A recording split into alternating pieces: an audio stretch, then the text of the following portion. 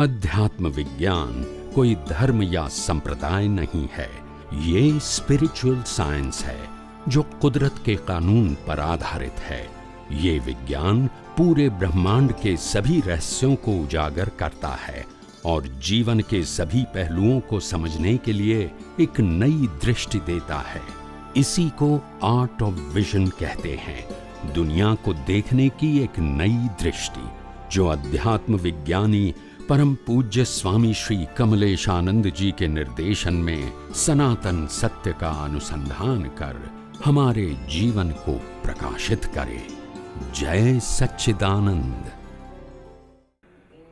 नमो वीतरागाय, नमो वीतरागाय, नमो अरिहंताणं, नमो अरिहंताणं, नमो सिद्धाणं, नमो सिद्धाणं, नमो आयर्याणं, नमो आयर्याणं, नमो वज्रायाणं, नमो वज्रायाणं, नमो लोये सव्वसाहुणं, नमो लोये सव्वसाहुणं। ऐसो पंच नमुकारो, ऐसो पंच नमुकारो, सव्व पावपणासनो, सव्व पावपणाशनो, मंगलानंच सव्वेसिं, मंगलाणं च सर्वेसिं, परमं हवै मंगलम्। परमं हवै मंगलम्। ओम नमो भगवते वासुदेवाय, ओम नमो भगवते वासुदेवाय, ओम नमः शिवाय। ओम नमः शिवाय। जय सच्चिदानंद। जय सच्चिदानंद। प्रत्यक्ष दादा भगवाननी साक्षीએ प्रत्यक्ष दादा भगवाननी साक्षीએ વર્તમાને મહાવિદય ક્ષેત્રમાં વિચરતા વર્તમાને મહાવિદેશ ક્ષેત્રમાં વિચરતા તીર્થંકર ભગવાન શ્રી સિમંદર સ્વામીને તીર્થંકર ભગવાન શ્રી સિમંદર સ્વામીને અત્યંત ભક્તિપૂર્વક નમસ્કાર કરું છું। અત્યંત ભક્તિપૂર્વક નમસ્કાર કરું છું।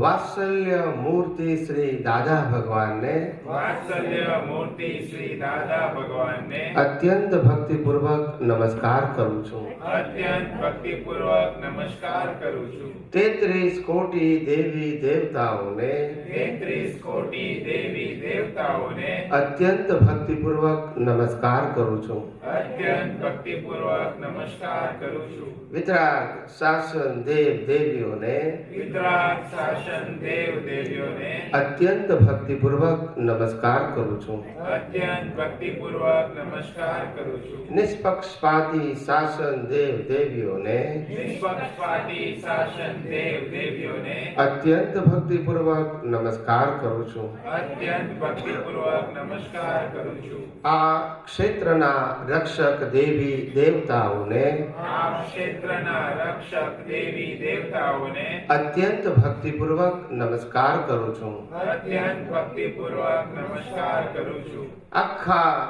બ્રહ્માંડના જીવ માત્રના રિયલ સ્વરૂપને આખા બ્રહ્માંડના જીવ માત્રના રિયલ સ્વરૂપને અત્યંત ભક્તિપૂર્વક નમસ્કાર કરું છું। અત્યંત ભક્તિપૂર્વક નમસ્કાર કરું છું। જગત ભરના સંત પુરુષોનું યોગબળ, જગતભરના સંત પુરુષોનું યોગબળ, જગત ભરના સત્પુરુષોનું યોગબળ જગતભરના સત્પુરુષોનું યોગબળ અને પ્રગટ જ્ઞાની પુરુષ દાદા ભગવાનનું યોગબળ અને પ્રગટ જ્ઞાની પુરુષ દાદા ભગવાનનું યોગબળ સમસ્ત વિશ્વનું કલ્યાણ કરો, કલ્યાણ કરો, કલ્યાણ કરો। સમસ્ત વિશ્વનું કલ્યાણ કરો, કલ્યાણ કરો, કલ્યાણ કરો અને કલ્યાણ કરવાનું નિમિત્ત બનવાની અને કલ્યાણ કરવાનું નિમિત્ત બનવાની અમ સૌ મહાત્માઓને આમ સૌ મહાત્માઓને પરમ શક્તિ આપો, શક્તિ આપો, શક્તિ આપો। પરમ શક્તિ આપો, શક્તિ આપો, શક્તિ આપો।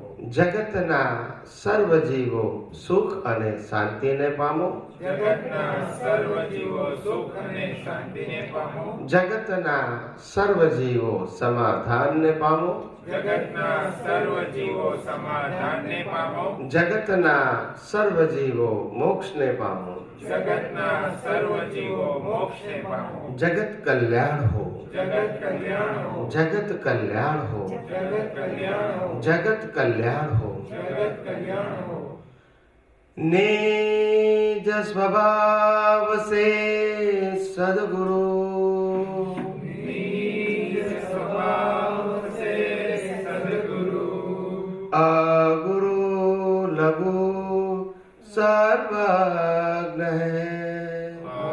ગુરુ લઘુ સર્વજ્ઞ હૈ सूक्ष्मतम सिद्ध परम गुरु સિદ્ધ પરમ ગુરુ सत्यम निश्चय बंध है। સત્યમ નિશ્ચયવન હૈ 33 कोटि दैवगण 33 કોટી દેવગણ विश्वहितार्थे स्वागतम।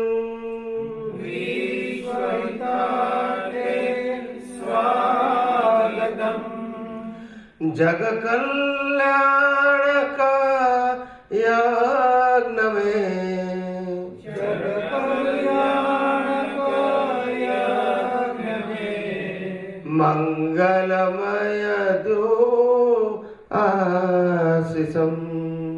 मंगलमय ज्योतिषम् सिद्ध स्वरूपी मूर्त मोक्ष सिद्ध स्वरूपी मोक्ष गलती भूल को माफी दो। गलती भूल को माफी दो व्यवहारे सद्बुद्धि हो। व्यवहारे सद्बुद्धि हो निश्चय में अभिवृद्धि दो। निश्चय में अभिवृद्धि दो जय सच्चिदानंद जय सच्चिदानन्द जय सच्चिदानंद। जय सच्चिदानन्द हे अंतर्यामी परमात्मा, हे अंतर्यामी परमात्मा અમે સૌ આપને અમે સૌ આપને અભેદ ભાવે અભેદ ભાવે અત્યંત ભક્તિપૂર્વક નમસ્કાર કરી અત્યંત ભક્તિપૂર્વક નમસ્કાર કરી અને પ્રાર્થના કરીએ છીએ કે અને પ્રાર્થના કરીએ છીએ કે અમ સર્વે મહાત્માઓને અમ સર્વે મહાત્માઓને મોક્ષ માર્ગને લાયક મોક્ષ માર્ગને લાયક અને સહાયક સંજોગો અને સહાયક સંજોગો પ્રાપ્ત થાઓ, પ્રાપ્ત થાઓ, પ્રાપ્ત થાઓ। પ્રાપ્ત થાઓ પ્રાપ્ત થાઓ પ્રાપ્ત થાઓ પ્રાપ્ત મન વચન કાયાથી પ્રાપ્ત મન વચન કાયાથી આ જગતના કોઈ પણ જીવને આ જગતના કોઈ પણ જીવને કિંચિત માત્ર પણ દુઃખ ન હો, ન હો, ન હો। કિંચિત માત્ર પણ દુઃખ ન હો ન હો ન હો જય સચ્ચિદાનંદ જય સચ્ચિદાનંદ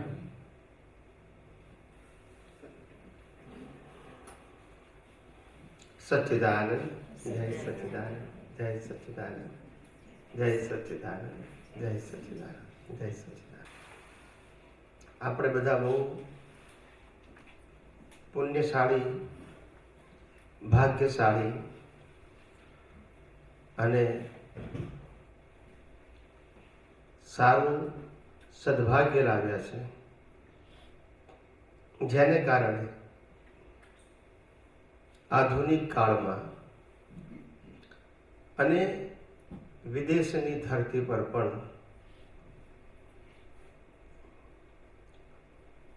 આધ્યાત્મ વિજ્ઞાન જે સનાતન સત્ય ઉપર આધારિત છે એ આપણને બધાને સાંભળવા, સમજવા અને અનુભવ કરવા મળે છે। એ જ આ કાળનું આશ્ચર્ય છે. સામાન્ય રીતે કળિયુગની અંદર આવું આધ્યાત્મ વિજ્ઞાન સરળ, સહજ અને સુગમ ભાષામાં વ્યક્ત થતું હોતું નથી. એનું કારણ છે કળિયુગના જીવો ભગવાન મહાવીરના શબ્દોમાં કહીએ તો વાંકા અને જળ, વાંકા અને જળ છે. વાંકા એટલે કે ભગવાને કહેલી વાતો ઊંધી સમજે, આ પહેલી ભૂલ. બીજી ભૂલ, જે સમજ્યા છે એને છોડવાની નહીં. એટલે વાંકા ખરા અને પાછા જળ બી ખરા. પહેલું ઊંધું સમજવું, એ સનાતન સત્યની વાત કરીએ, આપણે રિલેટિવ સત્યને એક્સેપ્ટ કરીએ, અથવા તો એમની વાતને રિલેટિવ સત્યમાં લઈ જઈએ. અને પછી કોઈ કહે કે આ રિલેટિવ સત્ય છે, સનાતન સત્ય નથી, તો પણ છોડવાનું. એટલે વાંકાએ ખરા અને પાછા જળ બી ખરા. ના સમજાય, નો ફ્લેક્સિબલ. એ પરિસ્થિતિમાં આ કાળના જીવો છે. એ ભગવાન મહાવીરે આજથી 2600 વર્ષ પહેલા કહેલું, એમને એમના શિષ્ય માટે કહેલું. પણ શિષ્યને ફોલો તો આપણે કરીએ ને, એ વાંકાની જરૂર તો આપણે કેવા હોઈએ, બોલતા નથી. ગુરુ વાંકાની જરૂર તો શિષ્ય કેવા હોય. ભગવાને શિષ્ય માટે કીધું, પણ શિષ્યને ફોલો કરનારા કેવા હોય? પછી ભગવાનના શિષ્ય જો વાંકાને જળ હોય તો પછી એમના ફોલોઅર્સ કેવા હોય? સમજાય છે કે નહીં? આ પરિસ્થિતિમાંથી કુદરતે આપણી કઈ વિશિષ્ટ પ્રકારની પુણ્ય હશે, એબનોર્મલ. નોર્મલ પુણ્ય તો બધાની હોય, અથવા તો ભૌતિક પુણ્ય પણ ઘણા બધાની હોઈ શકે. પણ આધ્યાત્મિક પુણ્ય જે આ જગતનું સનાતન સત્ય બતાવે છે. કયું સત્ય બતાવે છે? એ સનાતન સત્ય બતાવનારા પહેલા તો હોતા નથી. શું નથી હોતા? સનાતન સત્ય બતાવનારા નથી હોતા. અને બતાવનારા હોય તો કહી શકવાના સંજોગો લાયા નથી. શું કીધું? કહી શકવાના સંજોગો નથી લાયા. કીધું ને દાદા ભગવાને, સમજી શકે વિજ્ઞાન તેવા લોક પડ્યા કામમાં. કીધું ને. અને કીધું છેલ્લા વર્ષમાં અમારી વારના ટોચ જેટલું સાયન્સ બહાર પડ્યું, એ પણ દાદા ભગવાને જ કહ્યું. એટલે એમની પાસે હતું કે નહીં એ પ્રશ્ન નથી, પણ નીકળ્યું એ પ્રશ્ન છે. બોલતા નથી. યસ કે નો? હવે એમણે કહ્યું છે કે નીકળ્યું નથી, અને આપણે કહીએ છીએ આપણને બધું મળી ગયું. વાંકા અને બોલતા નથી. એ પોતે કહે છે કે નીકળ્યું નથી, ના આપણને કહે છે આપણને બધું મળી ગયું. નહીં, be practical. As a thinker you think. 5મા ધોરણનું ટીચર કહે છે મેં 5મા ધોરણનું ભણાવ્યું છે અને તમને મેં પાસ કર્યા છે 5 વર્ષમાં. હું કહું છું તમે મને 12માં પાસ કર્યા છે. બોલતા નથી. વાંકા અને આનું કોઈ સોલ્યુશન હોય? એ પોતે જ કહે છે કે મેં 5મા ધોરણ ભણાવ્યું છે, ના આપણે કહીએ છીએ મને 12માં ભણાવ્યું છે. સમજાય છે? વક્તા પોતે જ કહે છે. આ દશા છે. એ દશાની એવા સંજોગોમાં પણ આપણને આ વિજ્ઞાન મળ્યું, એ વિશિષ્ટ પ્રકારનું પુણ્ય. કારણ કે વાંકાને જળમાંથી બહાર નીકળવું ભગવાનની હાજરીમાં પણ સહેલું. સમજાય છે ને? ભગવાનની હાજરીમાં પણ સહેલું. અને શ્રીમદ રાજચંદ્રએ પોતે પોતાના માટે કહ્યું, અમે ભગવાન મહાવીરના અંતિમ શિષ્ય હતા. સમજાય છે? પણ એક નાની ભૂલને કારણે ભટક્યા. એને આધ્યાત્મિક ભાષામાં સ્વચ્છંદ કહેવાય છે. શું કહેવાય છે? સ્વચ્છંદનું બીજો શબ્દ દેહાધ્યાસ. શું કહેવાય? દેહાધ્યાસ. આનો પક્ષ, એનું નામ સ્વચ્છંદ. સમજાય છે?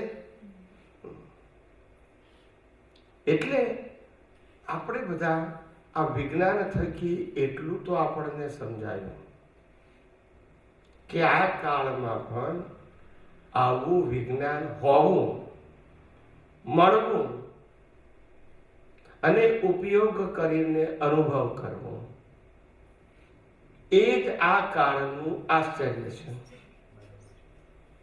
બાકી આ કળિયુગની અંદર કોઈ રિલેટિવ સત્યમાંથી બહાર લઈ જઈ શકે નહીં.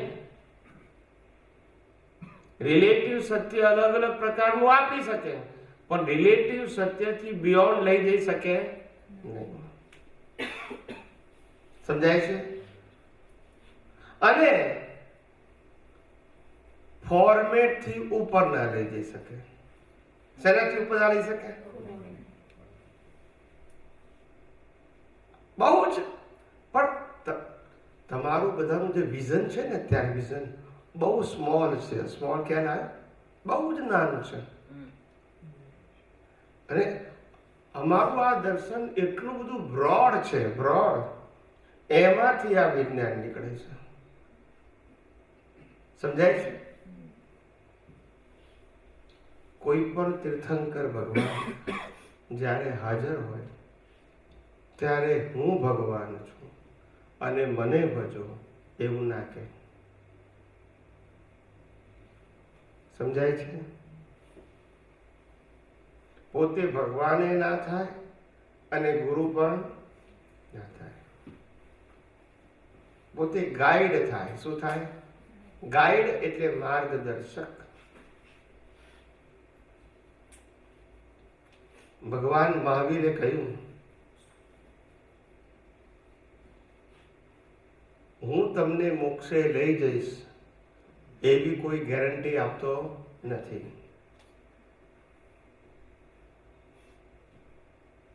મારું કામ તમને રસ્તો બતાવવાનું છે.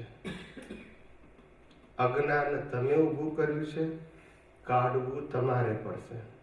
હું કાઢવાનો માર્ગ બતાવું છું. શું બતાવું છું? જો હું અજ્ઞાન કાઢી શકું તો પછી પુરુષાર્થની જરૂર રહેતી નથી. બોલતા નથી. હું તમારું અજ્ઞાન કાઢી નાખું તો પછી પુરુષાર્થની ક્યાં જરૂર છે? પણ એટલું સમજવાનું, અજ્ઞાન બિલીફ રૂપે તમે જ્ઞાન તરીકે એક્સેપ્ટ કર્યું છે. એ જ અજ્ઞાનને અજ્ઞાન તરીકે વિજ્ઞાનની હેલ્પથી તમારે એક્સેપ્ટ કરવું પડશે. તો જ તમારી દ્રષ્ટિમાંથી ઇરેઝ થશે. કોઈ વ્યક્તિ તમારું અજ્ઞાન કાઢી શકે નહીં, પણ અજ્ઞાન કાઢવાનો માર્ગ બતાવી શકે, દ્રષ્ટિ આપી શકે. અને આધ્યાત્મ વિજ્ઞાન અજ્ઞાન નાશ કરવાનો માર્ગ બતાવે છે. શેનો માર્ગ બતાવે છે? એવું નથી કહેતા કે અજ્ઞાન નીકળી ગયું. અજ્ઞાન નાશ કરવાનો માર્ગ બતાવે છે. અને આ જગત આપણી અંદર છે કારણ કે અજ્ઞાન છે. બહારનું જગત નડતું કયું નડે છે? એ અંદરનું જગત એટલે વેલ્યુ ઓફ રિલેટિવ ટ્રુથ. શું કીધું? વેલ્યુ ઓફ રિલેટિવ ટ્રુથ એ અજ્ઞાન છે. અને વેલ્યુ ઓફ યુનિવર્સલ ટ્રુથ એ વિજ્ઞાન છે. વિજ્ઞાનથી અજ્ઞાનને ડિવાઈડ કરવાનું છે, ઇરેઝ કરવાનું છે. આ દ્રષ્ટિનો પ્રયોગ છે, મન વચન કાયાનો પ્રયોગ નથી. So the spiritual science is a art of vision. એ થોટ, સ્પીચ અને એક્શનની વાત કરતું નથી. સમજાય છે? આધ્યાત્મ વિજ્ઞાન ફોર્મેટની વાત કરતું નથી.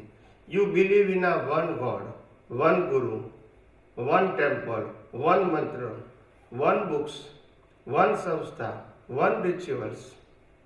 ખ્યાલ આવ્યો? વર્તમાન ગુરુ શિષ્ય અને પ્રોસેશન, આને ફોર્મેટ કહે છે. Format is a religion, but when you go beyond the format is a science. Format તો બધા ધર્મોમાં છે. યસ કે નો? You can tell us this is the new religion, but not science. If it is a format, there is a religion. સાયન્સમાં format ના હોય અને ફોર્મેટમાં જ્યાં ફોર્મેટ હોય ત્યાં સાયન્સ ના હોય અને સાયન્સ હોય તો ફોર્મેટ ના હોય. પણ મન વચન કાયા ફોર્મેટને ફોલો કરતું હોય તો સાયન્સને વાંધો. પણ એ સાયન્સ વાળું મન વચન કાયાની ક્રિયાને પુરુષાર્થ માનતો પણ માત્ર કુદરતી રચના નથી. ફોર્મેટને પુરુષાર્થ માનવું તે અજ્ઞાન છે. ફોર્મેટ મન વચન કાયા ફોલો કરે છે એ કુદરતી રચના છે. શું કીધું? સમજાય છે મારી વાત? મન વચન કાયા ફોર્મેટને ફોલો કરે એ વિજ્ઞાનનો પ્રશ્ન નથી, પ્રકૃતિનો પ્રશ્ન છે. અને પ્રકૃતિનો ક્રિએટર, ઓપરેટર, ડિસ્ટ્રોયર કોણ છે? એટલે આપણે શું જોવાનું છે? આરતી કરે તોય કુદરતી રચના, પૂજા કરે તોય કુદરતી રચના, નોકરી ધંધો કરે તોય કુદરતી રચના, તપ જપ કરે તોય કુદરતી રચના, યાત્રા કરે તોય કુદરતી રચના, અને ના કરે તોય. સમજાય છે?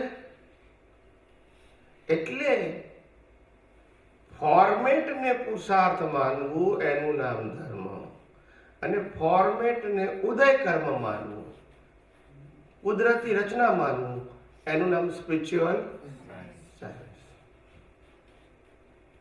સમજાય છે?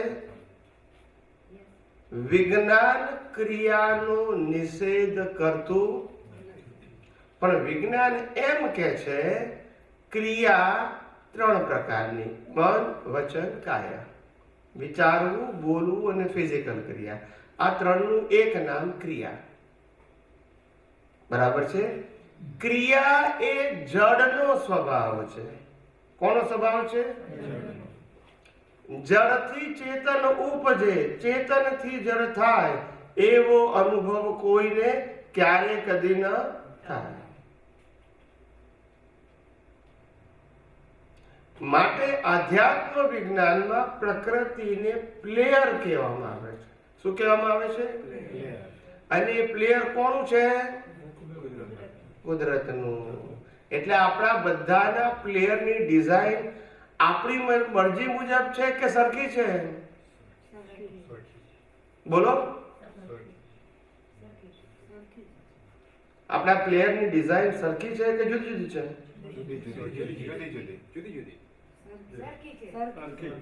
એટલે કોઈને 2 આંખ છે, કોઈને 3 છે, કોઈને 4 છે, એવું છે ને? મેં તો ડિઝાઇન પૂછ્યું, મેં કલર નથી પૂછ્યું, સાઈઝ નથી પૂછ્યું, વેઇટ નથી પૂછ્યું. હું પૂછું છું એનો જવાબ નથી આપતા, મગજમાં છે એનો જવાબ આપે છે. હું શું કરું? પરીક્ષામાં પૂછ્યું એનો જવાબ આપવાનો કે આપણી મરજી મુજબ જવાબ આપવાનો? સ્વામીજી પ્રશ્ન ના સમજે તો પછી શું થાય? માર્ક ના મળે. એમાં હું તો શું કરી શકું? ખ્યાલ આવ્યો? કેટલાક બહુ બુદ્ધિશાળી હોય એના જવાબ આપવાની રીત જુદી હોય. બુદ્ધિશાળીઓની રીત સામાન્ય હોય અને બુદ્ધિની રીત નથી આવડતું એ હોય, પણ વિશિષ્ટ પ્રકારની બુદ્ધિશાળીઓની રીત જુદી હોય. એક છોકરો હતો, 5મા ધોરણમાં ભણતો હતો અને એ એક્ઝામ આપવા ગયો. એના ફાધર લઈ ગયા એને ગાડીમાં કે ચાલો. તે એક્ઝામ આપવા લઈ ગયા એટલે એક્ઝામ આપવાનું એની સ્કૂલ આવીને છોડી દીધો. એના ફાધરને રજા હતી એટલે એના ફાધરને લાગ્યું આપણે આગળ ઝાડ નીચે ઊભા રહીએ ને ચા પાણી નાસ્તો કરીએ અને છાપું વાંચીએ ત્યાં સુધીમાં આવશે શાંતિથી. આપણે કોઈ ઉતાવળ નથી ઘેર જવાની. તેના ફાધર બચારા પાર કરીને ઉભા રહ્યા અને છોકરો ગયો સ્કૂલમાં. 5 મિનિટ પછી પાછો આવતો રહ્યો.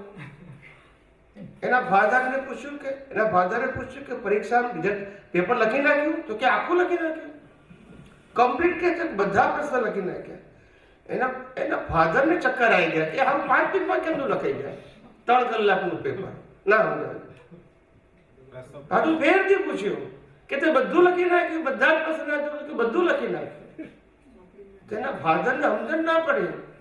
એ કહે છે કે લખ્યું કઈ રીતે? મને કે મારા મગજમાં બેસતું તો કે છે મેં ત્યાં જઈને મેં આન્સર પેપર હતું એમાં લખ્યું નાખ્યું કે પ્રશ્નપત્રમાં ડિયર સર, પ્રશ્નપત્રમાં 1 થી 12 પ્રશ્નના જવાબ ચોપડીમાં લખેલા છે, શાંતિથી વાંચી લેજો. હવે એને સાચો ના કહેવાય, ખોટો ના કહેવાય. બોલતા ચોપડીમાં છે કે નહીં? આવા ઓવર સ્માર્ટ. હવે ટીચર લાગી અને પાસ કરવું કે ફેલ કરવો, જવાબ તો ખોટો ના કહેવાય, ચોપડીમાં તો છે. એને ડિરેક્શન આપી દીધી. શું આપી દીધી? આન્સર ના આપ્યો, જવાબ ક્યાં છે કહી દીધું. લખ્યો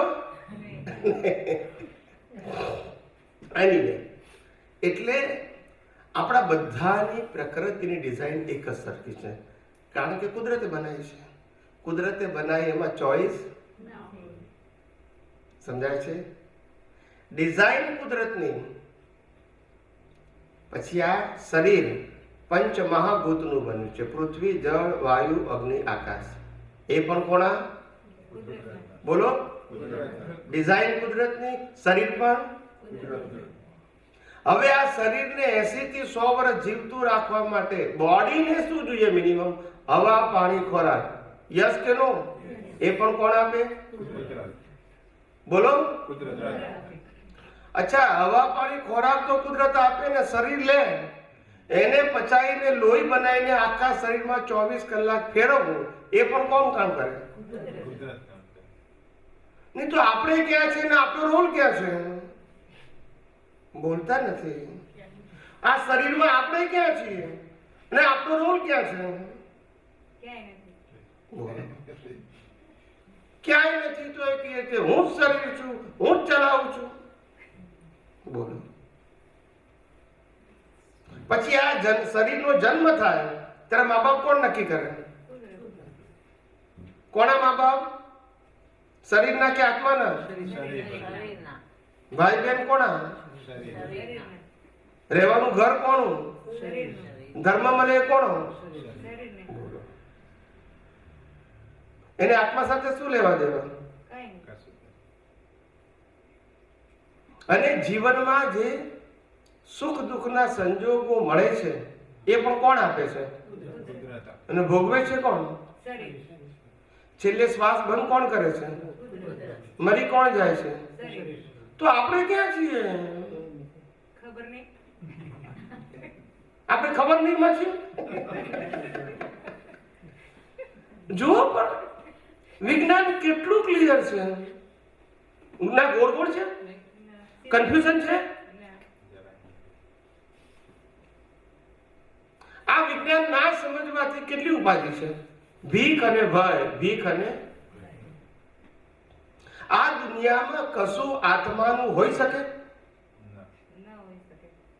તો મેળવવાનું ગુમાવવાનું એ પ્રશ્ન આત્માનો હોઈ શકે? બોલતા નથી. તો પછી હું શુદ્ધાત્મા છું એનું જ્ઞાન અને ભાન થયા પછી મન, વચન, કાયા અને તેની અવસ્થાનો સબ્જેક્ટ આપણો હોઈ શકે? તો પછી ઊંડા કેમ ઉતરવાનું? નથી ઉતરતા ને પણ. નથી ઉતરતો ઊંડા. ના, જે લોકો ઊંડા ઉતરે છે એની વાત કરું છું. પછી ઊંડા કેમ ઉતરવાનું? મન, વચન, કાયાને પ્રશ્ન છે, મુશ્કેલીઓ છે, ભીખ છે, ભય છે, સફરિંગ છે, ભોગવટો છે, માલિકીપણું છે, કર્મના હિસાબો છે, બધું છે. I agree. પણ હું મન, વચન, કાયા છું, હું એને ચલાવું છું, હું એનો અંત લાવું છું, તો પછી મારા દ્રષ્ટિમાં મન, વચન, કાયાનો સબ્જેક્ટ કેમ? અને છે તો એનું મતલબ શું થયો? જ્ઞાન કે અજ્ઞાન? બસ એ અજ્ઞાન છે ત્યાં સુધી એને ઇરેઝ કરવું પડે with the help of universal truth. આજે મેં વાત કરી એ યુનિવર્સલ ટ્રુથ છે કે સાંપ્રદાયિક ટ્રુથ છે? માને કે ના મને તો પણ કમ્પલસરી છે. યુનિવર્સલ ટ્રુથમાં ઓપ્શન ના હોય. તમે ના માનો તો યુનિવર્સલ ટ્રુથ, માનો તોય. સમજાય છે? કુદરતી રચના છે એટલે કુદરતી રચના છે. તમે માનો કે મારું છે તોય કુદરતી રચના છે. એ તમારું અજ્ઞાન છે. તેથી તમારું થવાનું, તમે આમ કહેશો કે આ ઘર મારું છે, બોલવાનો વાંધો નથી. કુદરત કે છે લઈ જવાનો રાઈટ નથી આપ્યો, બોલતા નથી. હવે બોલો, તમે કહો છો શરીર મારું છે, કુદરત કે લઈ જવાનો રાઈટ ના, પણ બોલો ને મારું. હવેથી નહીં બોલીએ. દ્રષ્ટિમાં. વિચાર કરો કે કેવી મિસ્ટેક આપણી એમ. એટલે આજની નથી, આ તો અનાદિકાળની છે. સમજાય છે? જે મિસ્ટેક છે દ્રષ્ટિમાં છે, મન વચન કાયામાં. જ્ઞાની પુરુષ દાદા ભગવાન પણ કહેતા હતા દ્રષ્ટિ પરિવર્તન કરીએ છે, પણ તે વખતે આપણે સમજ્યા. ફેરથી મારે વાત કરી, spiritual science is a art of vision. એ મન વચન કાયાનો સબ્જેક્ટ નથી. સમજાય છે? કેવી ભૂલ કરી. અને ભૂલ થવાનું કારણ એ વખતે જે ક્લેરિટી થવી જોઈતી હતી તે થઈ નહીં. આ જ વિજ્ઞાન હું જે કહું છું એ સનાતન છે કે હમણાં બનાવેલું લાગે છે? એ કોઈ વ્યક્તિનું હોઈ શકે? વ્યક્તિ ના બોલે તોય આ વિજ્ઞાન, અને બોલે તોય.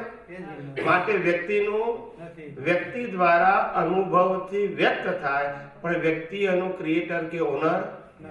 માટે આધ્યાત્મ વિજ્ઞાનનો કોઈ ક્રિએટર કે ઓનર નથી. કુદરત એનો માલિક છે. કોણ માલિક છે? માટે આ વિજ્ઞાન જેને પણ સમજાય, જે વ્યક્તિ આ વિજ્ઞાનનો સમજીને ઉપયોગ કરે, જે વ્યક્તિ ઉપયોગ કર્યા પછી અનુભવ કરે, એ અનુભવ દુનિયાની કોઈ પણ વ્યક્તિને તમે કહી શકો છો, કારણ કે વિજ્ઞાન કુદરતનું છે, વ્યક્તિનું. પણ જો વ્યક્તિનું હોય તો પરમિશન વગર બોલી શકો? બોલતા નથી. જેમ છે તેમ વાતને સ્વીકાર કરવો. વ્યક્તિનું વિજ્ઞાન હોય તો પરમિશન જોઈએ, કુદરતનું વિજ્ઞાન હોય તો કોઈની પરમિશનની જરૂર. યસ કે નો? અનાદિકાળથી આમ જ ભટકીએ છે. સમજાય છે? મને ઘણા બધા કે સ્વામીજી તમે એકલે હાથે આ દુનિયાને આખું વિજ્ઞાન આપવાની વાત કરો છો, કેમ ના પહોંચી વળશો? મેં કીધું મારું કામ ભાવ કરવાનું છે, કુદરતનું કામ સંજોગ આપવાનું છે. મારો અહંકાર સંજોગનો નથી, મારો અહંકાર ભાવનો છે. યસ કે નો? મને કોઈ પણ ભાવ કરવાનો અધિકાર છે.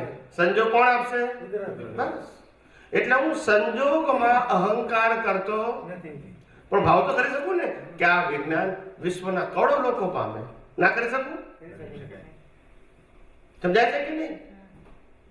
સવી જીવ કરું શાસન રસી, એવી ભાવ દયા ઉડશે.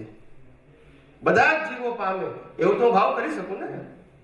સંજોગ કુદરત આપશે.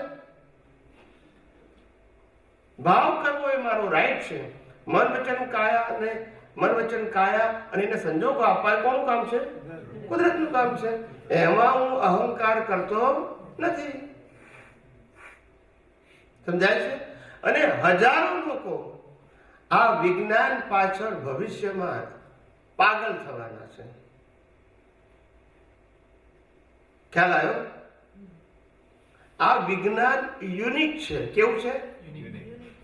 યુનિક. છતાંય યુનિવર્સલ ટ્રુથ છે. શું છે?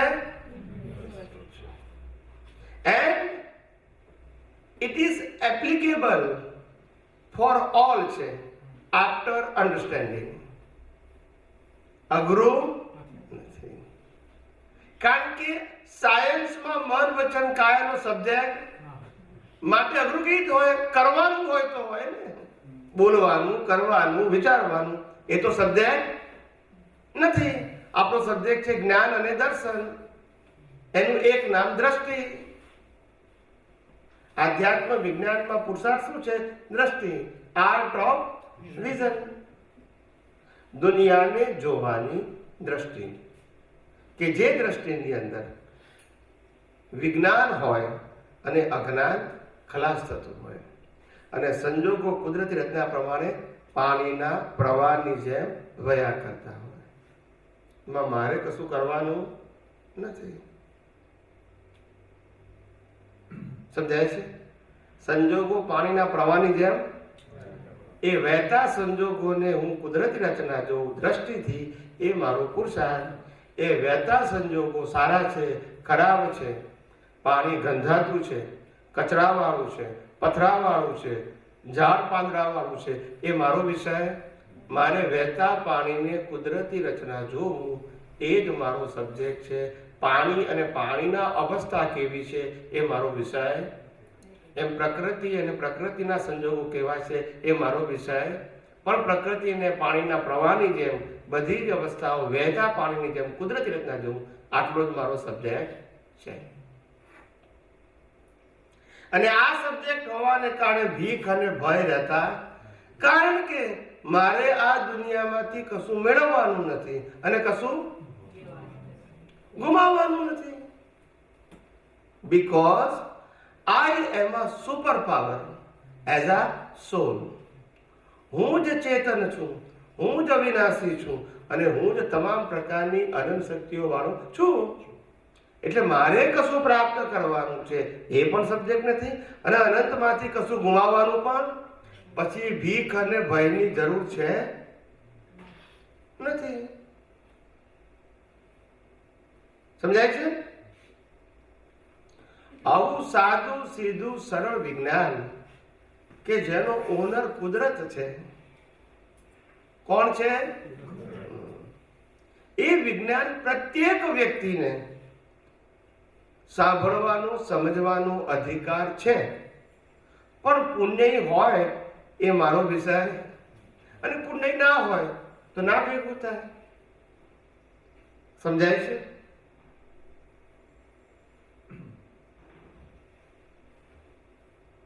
શ્રીમદ રાજચંદ્રએ કહ્યું,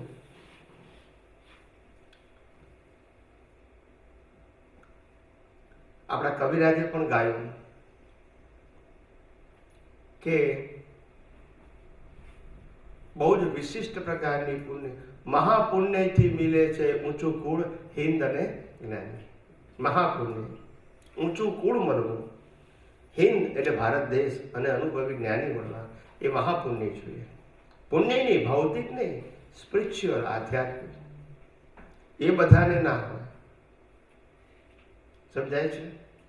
અને જેને મળી છે પુણ્ય, એને સાંભળવા મળ્યું છે, સમજવા મળ્યું છે, તો પછી કામ કાઢી લેવાનું પુરુષાર્થ કરવો. અને કામ કાઢવું એટલે આ વિજ્ઞાન ચોગરદમથી સમજી લેવું. એવું સમજી લેવું કે પછી પઝલ ના રહેવું જોઈએ.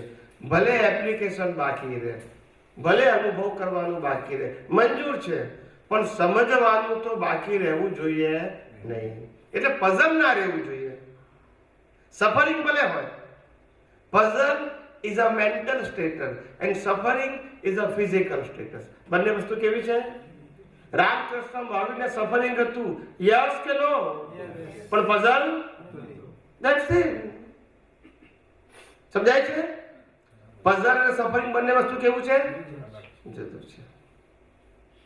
પઝલ ન હોવું એ સાયન્સ છે, અને સફરિંગ હોવું એ કુદરતી રચના છે. મન વચન કાયની અવસ્થા માત્ર.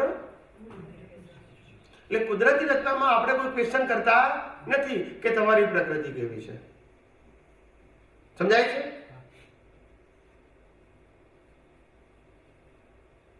કુદરત ચોખ્ખું જ કે છે, આ જગતમાં તમે જન્મો છો ત્યારે કશું લાવતા, અને મરો છો ત્યારે કશું લઈ જવાનું.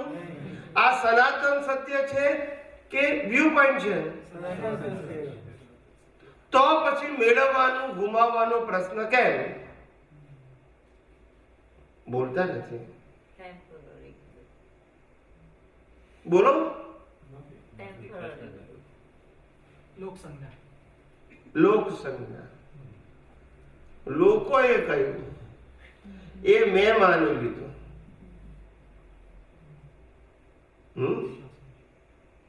પછી પઝલ થાય કે નહીં? When the persons they have no spiritual science vision, they dissolve in puzzle. But when you have a vision of spiritual science, you dissolve the puzzle. That's it. Puzzle તો છે, પણ તમે dissolve કરી શકશો with the help of spiritual science. અને એ નથી તો તમે puzzleમાં શું થઈ જશો? Only two option. સમજાય છે?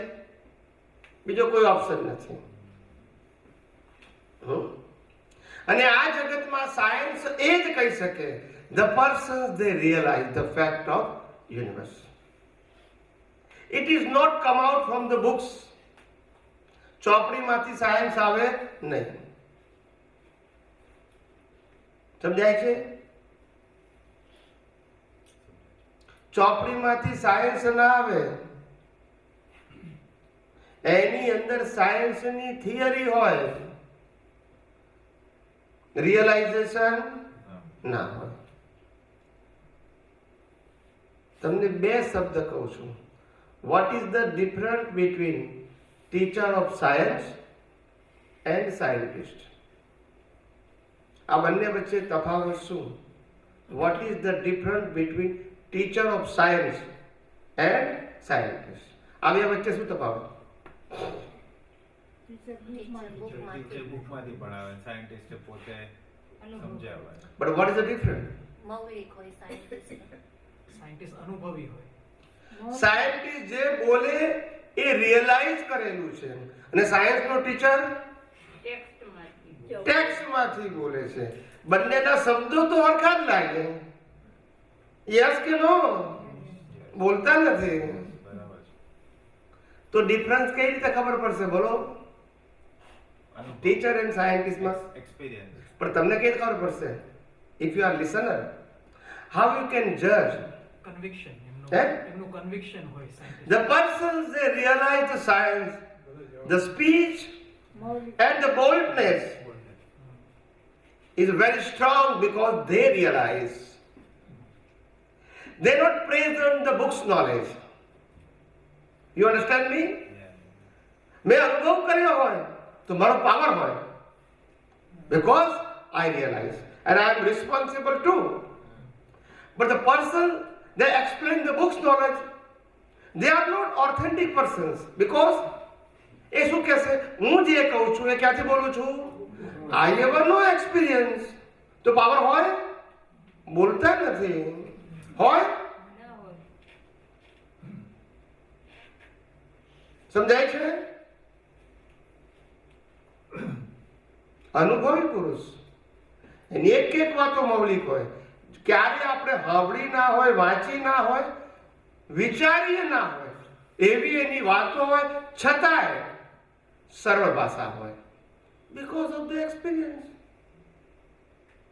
જેને અનુભવ ના હોય એની ભાષા કેવી હોય? એનું કારણ એને ગોળ ગોળ કેવું નથી. એને અનુભવ ના કર્યો તો ગોળ ગોળ જ કે ને ભાઈ, આમે હોય ને આમે હોય. બોલતા નથી. એ કન્ફ્યુઝ ને તમે કન્ફ્યુઝ જ રહો ને. સમજાય છે કે નહીં? માટે આખું જગત આમાં જ મૂંચાયેલું છે. સમજાય છે? શાસ્ત્ર જ્ઞાનમાં. કયા જ્ઞાનમાં? અનુભવ જ્ઞાન તો અપવાદ હોય. કેવું હોય? અનુભવ જ્ઞાન હોવું કળિયુગમાં એ જ આશ્ચર્ય છે. અને એમાં વ્યક્ત કરવાના સંજોગો લાવવા એ બીજું આશ્ચર્ય છે. જેટલા અનુભવી પુરુષો એ બધા વ્યક્ત કરી શકે એવું જરૂરી નથી. તીર્થંકર ને કેવળ જ્ઞાની બંનેને સરખું જ્ઞાન હોય, પણ તીર્થંકર વ્યક્ત કરે, કેવળી વ્યક્ત કરે નહીં. સંજોગ લાયા નથી, પણ તેથી જ્ઞાનમાં ડિફરન્સ નથી. સમજાય છે? એટલે વ્યક્ત કરવાના સંજોગ લાવવા એ પણ વિશિષ્ટ પ્રકારની એનો ભાવ હોય પાછલા અવતારનો, ત્યારે આ સંજોગ ભેગો થાય, નહીતર ના ભેગો થાય. સાહેબ, કેવું વિઝન દુનિયાના તમામ ધર્મોને ફોર્મેટ કહી શકે? વિઝન કેવું? કોઈ બોલી શકે? એક ધર્મની બીજા ધર્મની સરખામણી કરી શકે? બધા જ ધર્મોને ફોર્મેટ કહી શકે? કોણ કહી શકે? They go beyond the religion. એ ધર્મથી ઉપર ગયો હોય તો જ કહી શકે ને. ધર્મવાળો કહી શકે? એ તો એક ધર્મને બીજા ધર્મની કમ્પેરિઝન કરી શકે. સમજાય છે? એટલે આવું વિજ્ઞાન જે તમને પ્રાપ્ત થઈ રહ્યું છે એ તમારા બધાની પુણ્ય છે. અને આ વિજ્ઞાન જે દુનિયામાં બહાર પડી રહ્યું છે એમાં હું એકલો જવાબદાર નથી, તમે પણ જવાબદાર છો. તમે પ્રશ્ન પૂછો નહીં તો હું જવાબ ક્યાંથી આપું? ને પ્રશ્નને જવાબને આધારે દુનિયા પણ એનો લાભ લઈ શકે છે. એટલે અનુભવી જ્ઞાની પણ સ્વતંત્ર નથી. અનુભવ કરવો સ્વતંત્ર છે, વ્યક્ત કરવા માટે કુદરતી સંજોગો જોઈએ. પૂછનાર વગર એ પણ બોલી શકે નહીં. માટે બોલવું, અનુભવી પુરુષને પણ બોલવું એ કુદરતી રચના છે. અનુભવવું એ કુદરતી રચના નથી, એ પુરુષાર્થ છે. બોલવું એ સંજોગાધીન. શું કીધું? અને સંજોગાધીન માટે પ્રકૃતિ હંમેશા કેવી હોય? Depend on circumstances. તમે પૂછો નહીં તો જવાબ ના નીકળે. સમજાય છે? એટલે આવું અદ્ભુત વિજ્ઞાન જે આપણને બધાને પ્રાપ્ત થઈ રહ્યું છે, આ અવતાર આ વિજ્ઞાનને સમજવામાં કાઢી નાખજો. જ્ઞાની પુરુષ દાદા ભગવાન કહેતા હતા કામ કાઢી લેજો, તે આ જ કહેતા હતા. સમજી લેજો, કાઢી લેજો. એટલે આ અવતારમાં ભલે અનુભવ ના થાય પણ સમજી લેજો. એટલે પછી પ્રત્યક્ષ ના હોય તોય પણ એનો ઉપયોગ કરીને 2-4 અવતારમાં રાગે પડી જાય. પણ સમજણ જ ખોટી હોય તો લાખ અવતારે ઉપાય થાય, નિવેડો આવે નહીં. સમજાય છે બધાને? એટલે હવે એક પ્રશ્ન પૂછો બધા.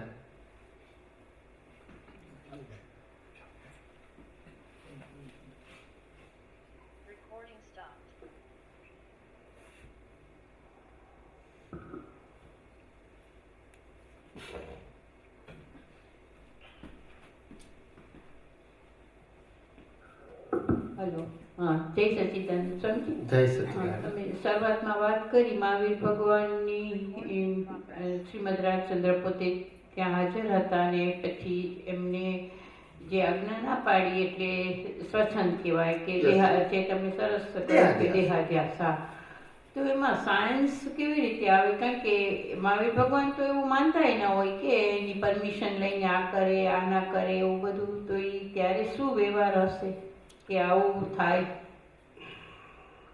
પ્રશ્ન મહાવીર ભગવાન શું માને છે એ નતો, પ્રશ્ન હું શું માનું છું એ છે. એ વખતે હું એટલે અહીંયા આગળ શ્રીમદ રાજચંદ્ર એ શું માનતા હતા પૂછવાની ક્યાં જરૂર છે? શું કીધું? બસ આજ અહંકાર. અહંકાર એટલે દેહાધ્યાસ. તો અમે કઈ જગ્યાએ હોય? અમે ઇટ્સ સો સ્કેરી કે અમે એવી બધી પરમિશન કે કઈ ક્યાંય સમજાવ તમને. પહેલી વસ્તુ એ છે, જો પેલા સમજો, પહેલા ઉતાવળ ના કરો સમજવામાં, ઉતાવળ ના કરો, સ્પીડ નહીં કરો. પહેલી વસ્તુ એ છે કે when you do the diksha you are surrender to guru. Okay. અને એમની આજ્ઞા વગર કશું કરાય નહીં. અચ્છા. That is a condition. સમજાય છે? કન્ડિશનનો પ્રશ્ન છે. તમે કોઈને સમર્પણ થયા છો માટે આજ્ઞા શબ્દ આવે છે. શું આવે છે? આજ્ઞા. હા. તો એટલે ત્યારથી જ એટલે એમ ક્રમિક માર્ગ જ હોય ને? પણ એ વખતે ક્રમિક જ હતો તો કોણ ના પાડે છે? આપણે ક્યાં કહીએ છીએ ક્રમ હતો? ના, એમ સમજણમાં ખબર પડે, પણ જે મહાવીર સ્વામીનો બોધ એ તમે અવારનવાર કહ્યું છે કે સનાતન સત્ય હતું. હા, પણ જે પછી સનાતન સત્ય ને સાથે ક્રમિક માર્ગ સાથે જ હતો, પેરેલલ. સમજાવો, બધો ખુલાસો કરો. દેખો, વ્યવહાર સત્યમાં ક્રમિક માર્ગ હોય અને દ્રષ્ટિમાં અધ્યાત્મ અક્રમ હોય, એમાં ક્રમ ના હોય. દાદા ભગવાને પણ કહ્યું છે, આપતા વાણી 14 ને ભાગ 2 પાન નંબર 88. આપતા વાણી 14 ભાગ 2 પાન 88. એમાં એમને કહ્યું છે, કાલ લેતા આવજો કોઈ, એટલે આપણે એને અક્ષર હસવા પડીશું. અત્યારે સાર રૂપે કહું છું. મેં એક જ વખત વાંચ્યું છે, કોઈએ મને મોકલાવ્યું હતું વોટ્સઅપ ઉપર. હજુ મેં પણ પુસ્તકમાં નથી વાંચ્યું, પણ એનો ફોટો મોકલાવે ને એ 6-8 મહિના થઈ ગયા. એમાં દાદા ભગવાનને કોઈએ પૂછ્યું કે દાદાજી, અક્રમ વિજ્ઞાન અને ક્રમિક માર્ગ, આમાં સનાતન શું કહેવાય? શું કીધું? સનાતન શું કહેવાય? તારે દાદાએ કીધું ક્રમ અને અક્રમ બંને રિલેટિવ છે, વિજ્ઞાન સનાતન છે. શું કીધું? ક્રમ અને અક્રમ બંને રિલેટિવ છે, બંને પાથ છે. શું છે? પાથ. પછી આગળ કહ્યું, ક્રમ વાળાને કે અક્રમ વાળાને બધાને વિજ્ઞાન સમજવું પડશે. ચોગરદમથી સમજવું પડશે. શું પડશે? હા. પાછું એવું પૂછ્યું, તો પછી આ અક્રમ શબ્દ મૂક્યો છે, એ તમે કહો છો કે રિલેટિવ છે, તો એ કાયમનો? દાદાએ ના કીધું કે સંજોગ આદિ ઉત્પન્ન થયો છે એટલે બિગિનિંગ છે, એટલે એનું એન્ડ હોય. આ બધું એમને જ કહેલું છે, બોલતા નથી. સમજાય છે? પણ આપણી બધા ભ્રાંતિમાં છે. સમજાય છે? આ બધું કઈને જ ગયા છે. હા, એટલે જ પ્રશ્ન થાય ને, એને રિલેશન કે મહાવીરના વખતમાં પણ એટલે આ ચતુર્વિધ સંઘની સ્થાપના કરે એ ગણધરો કરે કે ભગવાન કરે? ચતુર્વિધ સંઘની સ્થાપના ભગવાન કરે. અચ્છા.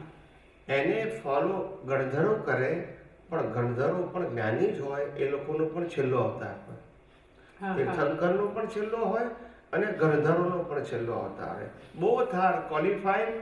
બંનેને અજ્ઞાન ના હોય અને બંનેને માતાના ગર્ભમાંથી સ્પષ્ટ વેદન હોય.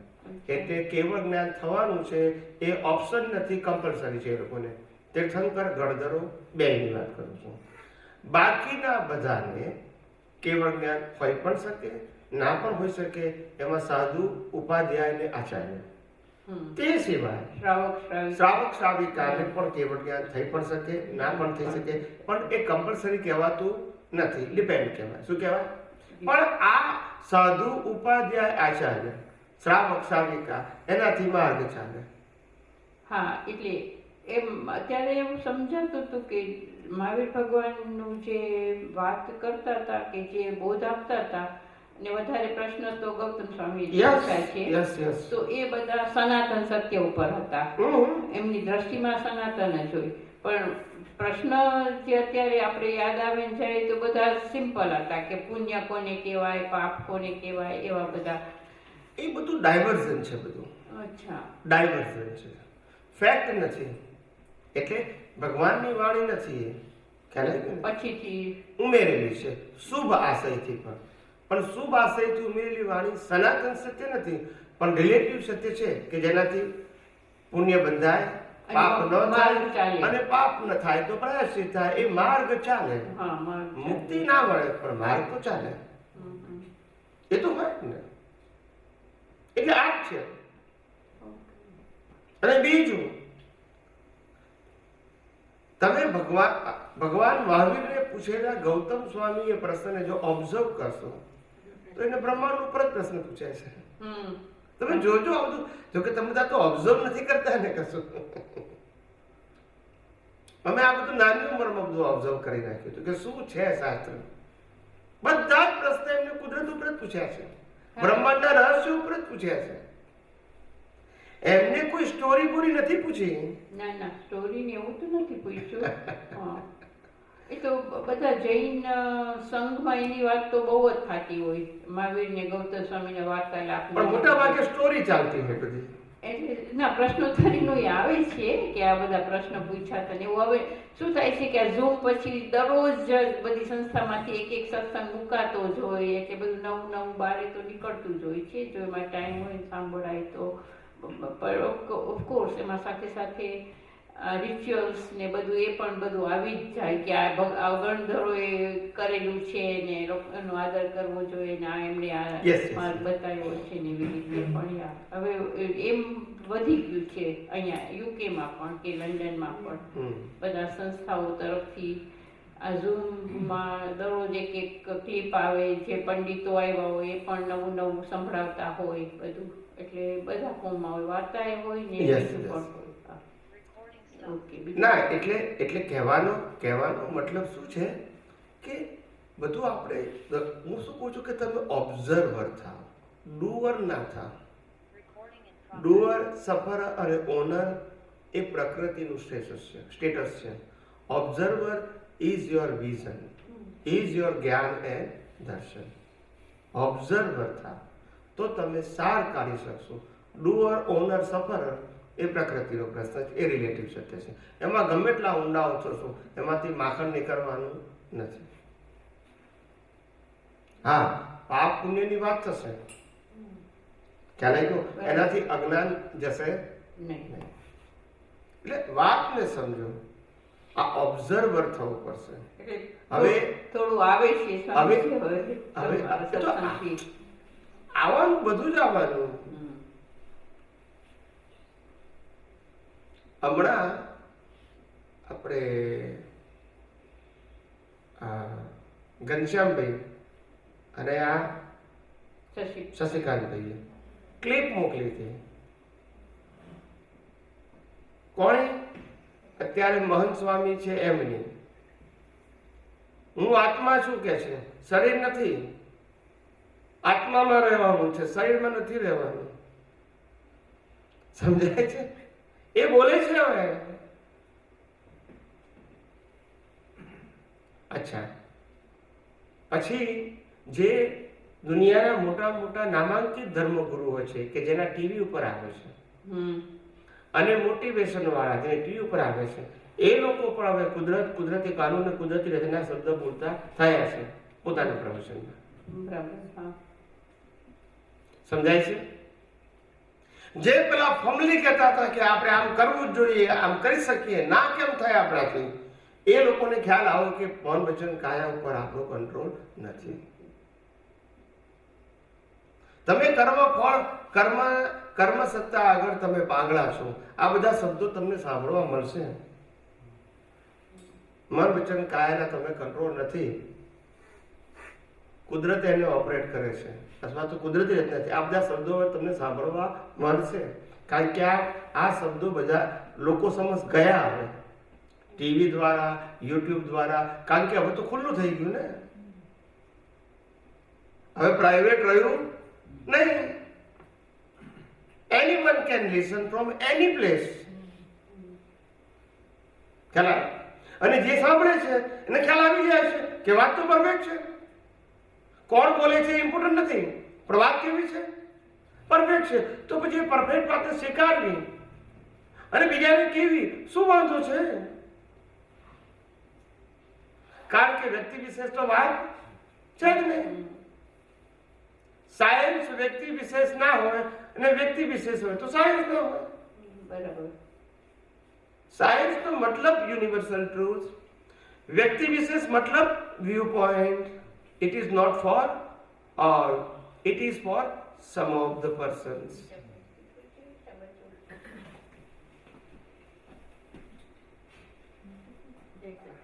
બતાવી ગયું? બીજો પ્રશ્ન નથી પૂછો? હા, ના ચોક્કસ, જેને પૂછવું એને પૂછે. બધા જેને મનમાં હોય પૂછ્યો બધા. એટલે એ નિમિત્તે આખું વિજ્ઞાન ખુલ્લું થાય, તમને ફાયદો થાય, રેકોર્ડિંગ થાય, હજારો લાખો લોકોને ફાયદો થાય. That is the purpose. Yes, જય સચિદાનંદ. જય સચ્ચિદાનંદ. પ્રશ્ન એ હતો, ફાઇલોનો સંભાવે નિકાલ કરવો એ થોડું સમજાવશો? વિજ્ઞાનમાં એ રીતે કઈ રીતે સેટ કરવું? ફાઇલોનો સંભાવે નિકાલ કરવો, તમે જે સમજ્યા હોય 1, 2 ને 3 લાઈનમાં કહી દો. જે સમજ્યા હોય.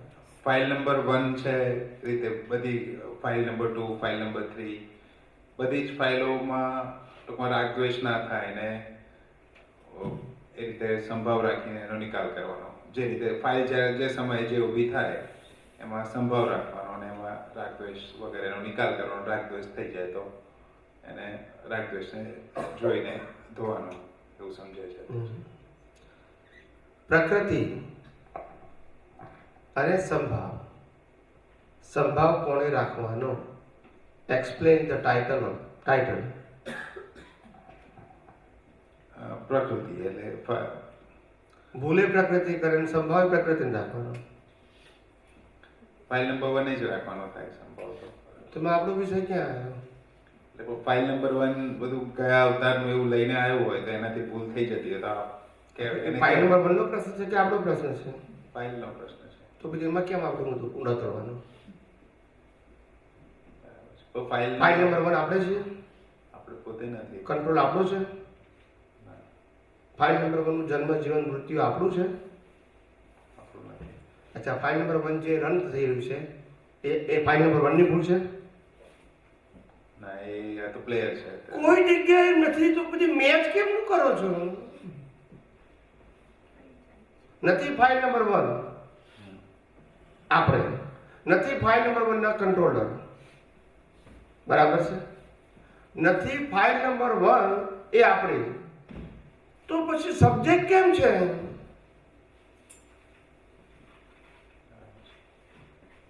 ફાઇલ નંબર 1 છે એનો પ્રશ્ન નથી, આપણે એને કેમ સબ્જેક્ટ બનાવવો છો એ મારો પ્રશ્ન છે. આપણે શુદ્ધાત્માનો અનુભવ કરવો છે કે ફાઇલ નંબર 1 નો? શુદ્ધાત્માનો અનુભવ.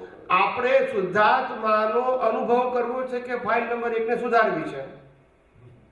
એમ તો શુદ્ધાત્માનો અનુભવ કરવો એ જ છે, પણ એવું અત્યારે જ્ઞાન એવું છે કે ફાઇલ નંબર 1 નહીં સુધરે ત્યાં સુધી અનુભવ નહીં થાય. એટલે ફાઇલ નંબર 1 ને સુધારવાની ને પછી બાળવાની.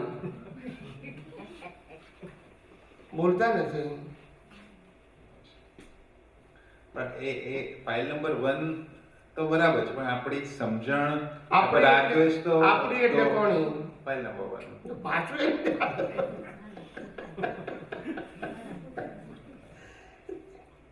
કોઈ જગ્યાએ 83 સેટ થાય છે? અત્યાર સુધી આ સમજણ બહુ કેવું મગજમાં ભરાઈ ગયું છે? તો ફાઇલ ઊભી થાય તો કરવાનું શું? તમારા મતે સપોઝ કોઈ ફાઇલ ઊભી થઈ કે કોઈ પણ વ્યક્તિનો ક્લેમ આવ્યો કે ગમે તે થયું, ફાઇલ 2 નો વાઇફનો ક્લેમ આવ્યો કે ભાઈ તું આવું કરે છે ને તે, તો એનું વિજ્ઞાનની દ્રષ્ટિએ શું કરવાનું? ફાઇલ નંબર 2 નો કે છોકરાનો કંઈ પણ ક્લેમ આવ્યો તો એને વિજ્ઞાનની દ્રષ્ટિએ આપણે કુદરતની કાનૂન ને કુદરતી રચના જોવાનું છે. એને ફાઇલ નંબર 1, 2, 3, 4, 5, 6 બધાને કુદરતી રચના જોવું એ આપણું કામ. બદલવું, ફેરવવું, સુધારવું, માનવું કે હું ફાઇલ નંબર 1 છું એ બધી ભ્રાંતિ. એ બધી ભ્રાંતિ. ફાઇલ નંબર 1 ને પણ સુધારવા જવાનું નથી આપણે છીએ, આપણે તો નથી પણ સુધારવું છે એને. તો પાડોશી પહેલો પાડોશી ને કે આપણે ના એટલે બાજુવાળા સુધારવા જાવ ને ખબર પડી જાય. ઘરના તો સુધરે ને બાજુવાળા સુધારવા. એ તો ડોક્ટર સાહેબ આ તો બધી ભ્રાંતિ ભરાઈ ગઈ છે સાહેબ. પણ તમારું કંઈક સદભાગ્ય હશે તો આ ભ્રાંતિ કાઢવાનો માર્ગ સાંભળવાનો તમને મોકો મળ્યો. નહીં તો ભ્રાંતિમાં જન્મવાનું, ભ્રાંતિમાં જીવવાનું અને ભ્રાંતિમાં મરવાનું, હાથે પાછી ભ્રાંતિ લઈ જવાની. આવા અનંત અવતારો કાઢે અને પોતાની જાતને માને અમે તો બહુ પામી ગયા છે, બોલતા નથી. તો શું કરીએ હવે? અંધેરી નગરીને ગંડુ રાજા, ટકે શેર ભાજી ને ટકે શેર ખાજા. એ વખતે હતું. અત્યારે ટકે શેર ભાજી ને ખાજા નથી. અત્યારે દૂધ અને બિયરના એક ભાવ એ કહેવાય. બોલતા નથી. ખ્યાલ આવે?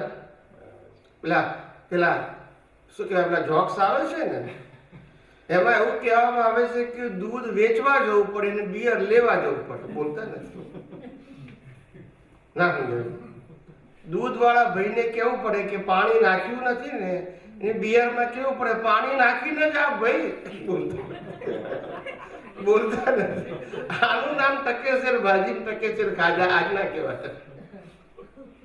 આવી દુનિયા છે પ્રભુ. આ દુનિયાની અંદર કશું મોહ પામવા જેવું છે જ નહીં સાહેબ. આ દુનિયા જે છે એ માયાની ઝાડ છે, અને માયાની ઝાડને સમજવી હોય તો કુદરતી રચના જોતા શીખશો તો જ માયાની ઝાડ સમજાશે. માલિકી ભાવ, કરતા ભાવ, ભોગતા ભાવ કરશો તો માયાની ઝાડ સમજાશે નહીં, પણ તમે માયાની ઝાડમાં ફસાયા કરશો. When you are observer, you are not involved. But when you are doer, owner and suffer, you are involved. ખ્યાલ આવી ગયો? That's it. એટલે ફાઇલનો સંભાવે નિકાલ કરવો એટલે શું? આ ફાઇલને માત્ર કુદરતી રચના જોવી એ જ સંભાવે નિકાલ. ફાઇલે શું કર્યું એ જોવું, એનું નામ રિલેટિવ સત્ય, એનું નામ અજ્ઞાન. સમજાયું? હવે તમને પ્રશ્ન થવો જોઈએ કે ફાઇલને કુદરતી રચના કેમ જોવાનું? કારણ કે ફાઇલનો ક્રિએટર, ઓપરેટર, ડિસ્ટ્રોયર કોણ છે? તો પછી રચના કોણ? તો પછી જોવાનું શું? બોલતા નથી. એમાં કન્ફ્યુઝન ક્યાં છે? સમજાય છે. કન્ફ્યુઝન એ છે કે કુદરતી રચના ન જોવું અને એમાં ઇન્વોલ્વ થઈ જવું. શું કીધું? સંભાવે નિકાલ મારે કરવાનો છે. બોલતા નથી. નિકાલ આ મનોવચન કામ નિકાલ કુદરત કરે કે આપણે કરવાનો? કુદરત કરે. તો પછી તમે કેમનો નિકાલ કરશો? આપણે ના કરી શકાય. કેવા ગૂંચવણ છે બધી. સમજાય છે? સંભાવે નિકાલ એ ભાવના છે, એ દ્રષ્ટિ છે. સમજાય છે? એ ક્રિયા નથી. નિકાલ તો કુદરત જ કરશે. એમાં મને સંભાવ રહેવો જોઈએ. એનું નામ સંભાવે નિકાલ. પણ એ સંભાવ ક્યારે રહે? સંભાવ એટલે રાગદ્વેષ ન થવા તે. પણ એ ક્યારે રહેશે? કે મન વચન કાયની અવસ્થાને કુદરતી રચના જોશો તો. અને જો એટલી સમજણ નથી ને ના જોવાય કુદરતી રચના, તો એનું એ કર્મ બંધાય છે. એ તો બંધાય. એનો અને કર્મ ના બંધાય એના માટે તો આપણે કુદરતી રચના જોવાની જાગૃતિ વધારી એક જ એક જ રસ્તો છે. બીજું કોઈ સામાયિક પ્રતિક્રમણ કે એનાથી કશું ફરક? સામાયિક પ્રતિક્રમણ તો પ્રકૃતિના ક્રિયાઓ માટે છે, કે આત્મા માટે થોડું છે. ખ્યાલ આવ્યો કે નહીં? ભૂલ થઈને માફી માંગવી એ પ્રકૃતિનો સબ્જેક્ટ છે કે આત્માનો? અને ના માંગવી તે ને આપણે અનુભવ કોનો કરવો છે? તો કેમ બે સબ્જેક્ટ ભેગા કરો છો? પ્રકૃતિને ભૂલ થઈ, પ્રકૃતિ માફી માંગે, પ્રકૃતિ ના માફી માંગે, પ્રકૃતિને તકલીફ થાય, પણ એને આત્માનો સબ્જેક્ટ કેમ બનાવો છો? માટે કીધું કે મન વચન કાયની અવસ્થા માત્ર કુદરતી રચના છે. સ્થૂળ સંયોગો, સૂક્ષ્મ સંયોગો, વાણીના સંયોગો પર છે અને પરાધીન છે. આ જે પ્રકૃતિ છે અત્યાર સુધી જ્ઞાન લીધે ઘણા વર્ષો થઈ ગયા, તો એવું લાગે કે પ્રતિક્રમણને સામાયિક કરવાથી પ્રકૃતિમાં ઘણો ફેર પડ્યો હોય એવું તો લાગે. અને બહારની દુનિયામાં જે લોકોએ જ્ઞાન ના લીધું હોય એમની પ્રકૃતિ જોઈએ, એમના ભોગવટા જોતા હોઈએ, નાની નાની વસ્તુ મોટા મોટા ઘણા બધા ડૉક્ટરો અહીંયા જોતા હોય, સાયન્ટિસ્ટો, મેડિકલ સાયન્ટિસ્ટો બહુ બધા અમારી જોડે હોસ્પિટલમાં છે. અને જો એ નાની નાની વસ્તુમાં બહુ જ ભોગવટામાં આવે. એક્ઝામ્પલ નાની વસ્તુ, સપોઝ કંઈક પેશન્ટની મેનેજમેન્ટમાં હું કંઈક કરતો હોય અને એને કંઈક અલગ રીતે મેનેજ દવા આપવી હોય, એને ઈગો હર્ટ થઈ જાય, મોટો ઈગો હર્ટ થઈ જાય, મોટી ધમાલ કરી નાખે ઘણી વાર અમુક લોકો. જસ્ટ તો એક્ઝામ્પલ છે. એ બને આ પ્રકૃતિ હોય તો આપણને સમજાય એ બધી વસ્તુ કે યુઝ્યુઅલી થાય નહીં, થાય તો પણ એવું પ્રતિક્રમણ કે એવું કર્યું હોય ને ઘણા વર્ષોથી, એટલે એવી પ્રકૃતિ એવી પાતળી થઈ ગઈ છે કે આવી બધી વસ્તુ લાગે નહીં એમ. પ્રતિક્રમણથી પ્રકૃતિમાં તો ફરક પડ્યો છે, તો એને જોવાની ક્યાં, એને રિલેટિવ, એટલે એને રિલેટિવમાં નાખી દેવાનું બધું કે ભાઈ એને ફાઇલને જે કરવું હોય કરે. એટલે તમે જે પ્રકૃતિને જોઈને જે પુરુષાર્થ કર્યો એનાથી તમારી પ્રકૃતિ ફેરફાર થઈ એવું તમે કહો છો, કરેક્ટ? એવું લાગે છે. પણ રામે યુદ્ધ કર્યું એની ફેરફાર ના થઈ, લાખો માણસને મારવા પડ્યા તો પછી એની પાસે તો જ્ઞાન નહીં હોય તમારે જેટલું, એટલે જ ને. એમની તો ના સુધરી, અર્જુનની ના સુધરી, એને કરોડો માણસને માર્યા. આમાં તો નાની ભૂલની વાત કરો, ડૉક્ટરોની વાત કરો છો, પણ એમ તો મારી નાખ્યા માણસોને. તે ભૂલ ના કહેવાય? કેટલું અજ્ઞાન હશે એમની પાસે, સાચું બોલો. એના વિશે તો હું કંઈ કહી ના શકું, કારણ કે કેમ? પણ આ તો હિસ્ટોરિકલ પ્રૂફ છે, મારો વ્યૂ પોઈન્ટ નથી. એ તો સ્ટોરી છે ને, સ્ટોરી સાંભળી છે, સ્ટોરી છે પણ હિસ્ટોરિકલ પ્રૂફ છે ને સાહેબ. કહી શકાય, પણ આપણે અત્યારનું મને લાગે અત્યારની વાત કરીએ તો અસર અત્યારનો કે ના અત્યારનો સવાલ નથી, સવાલ પ્રિન્સિપલનો છે. આજની વાત કરું, ગઈકાલની વાત, એટલે તો મને વધારે સમજાય, કારણ કે મહાભારત રામાયણ બરાબર છે તમે, પણ એ વખતે એમની અંદર પરિણીતિ શું હોય, એમનો ઉદય શું હોય, એ બધું, અને એ વખતનો કાળ જુદો હોય, એવું અલગ ના થઈ જાય. એટલે ટૂંકમાં એ પ્રકૃતિને એ વસ્તુ સમજાતી નથી એમ. એ વખતનું હવે એક્ઝામ્પલ આપણે અત્યારે સેટ કરવા જઈએ તો ડિફિકલ્ટ થઈ જાય ને આખું, કારણ કે બધું અલગ છે. આજના પ્રશ્ન સેટ કરી દો. હા, એટલે એ રીતે થોડું ઇઝીલી સમજાઈ જાય. જ્ઞાન પતિ પત્નીએ લીધું છે, પછી ઝઘડા બંધ થઈ જાય ને. પણ મહાત્માઓનું જોયું તો છે કે બહારના જે જ્ઞાન ના લીધું હોય એના કરતા ઘણો ફરક હોય છે, ઘણું બધી પ્રકૃતિ. હું ખાલી પતિ પત્નીની વાત કરું છું. I am not talking the relation of પતિ પત્ની to outside, I am talking about the home. હા, સુપર ખ્યાલ આવ્યો પ્રશ્ન સાહેબ.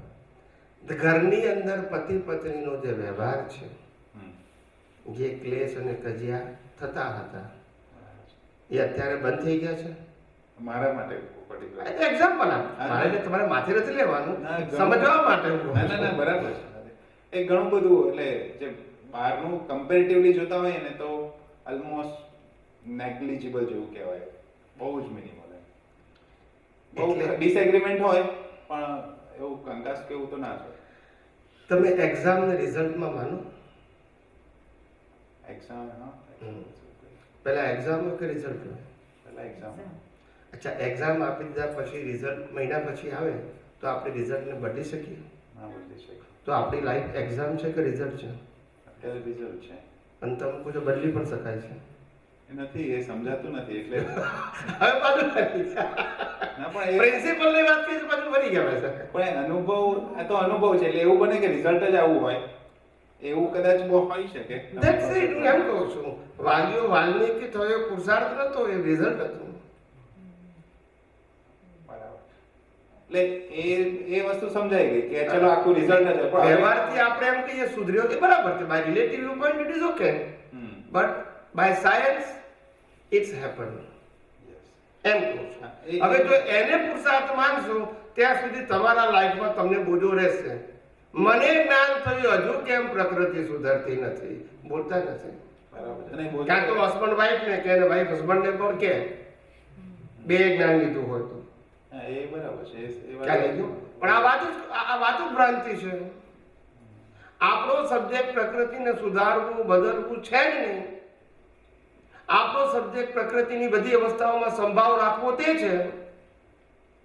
બોલતા નથી. બરાબર. અને સંભાવ એ ભાવનાનો પ્રશ્ન છે, મન વચન કાયની ક્રિયાનો પ્રશ્ન નથી. અને સંભાવ ત્યારે છે કે તમારી ને સામે બધી પ્રકૃતિને કુદરતી રીતના જોતા આવડે તો સંભાવ ઓટોમેટિક રહેશે. પણ અવસ્થામાં કર્તાપણું, માલિકીપણું, ભોગતાપણું હશે તો સંભાવ નહીં રહે. બરાબર. પ્રશ્ન વિઝનનો છે ને આપણે લઈ ગયા એક્શનમાં. પછી વિજ્ઞાન કઈ રીતે સમજાશે? મેં પહેલા એ કીધું કે મુક્તિનો માર્ગ એ દ્રષ્ટિનો માર્ગ છે, મન વચન કાયાની ક્રિયાનો માર્ગ નથી. વારે ઘડી આપણે લઈ જઈએ ક્યાં પાછું? ક્રિયામાં રહે છે. વિજ્ઞાન કઈ રીતે સમજાશે? એટલે સપોઝ આ પ્રતિક્રમણ કરે છે અને પ્રકૃતિને સારું લાગે ભલે, છે કઈ વાંધો પણ નથી. એનું રિલેટિવ It's okay. એને આધ્યાત્મિક માર્ગને બહુ એ ટૂંકમાં એ પુરુષાર્થ નથી. ટૂંકમાં આપણે એટલી સમજણ રાખવાની છે. પ્રકૃતિને તાવ આવે અને દવા લો એને પુરુષાર્થ કહેવાય ને? રિઝલ્ટ કહેવાય. એમને કહેવાય ને?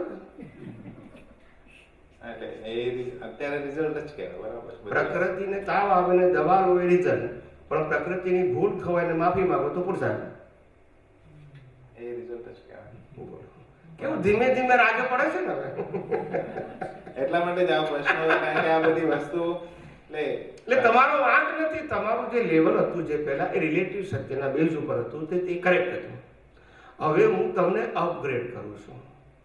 હવે યુનિવર્સલ ટ્રુથના લેવલ ઉપર લઈ જશું, લો ઓફ નેચરના લેવલ ઉપર લઈ જશું. ખ્યાલ આવી ગયો? એમાં પછી આ રિલેટિવ સત્ય આવે. જ્યાં સુધી તમારો બેઝ રિલેટિવ ટ્રુથ હતો, વ્યવહાર સત્ય, ત્યાં સુધી તમે કરેક્ટ હતા.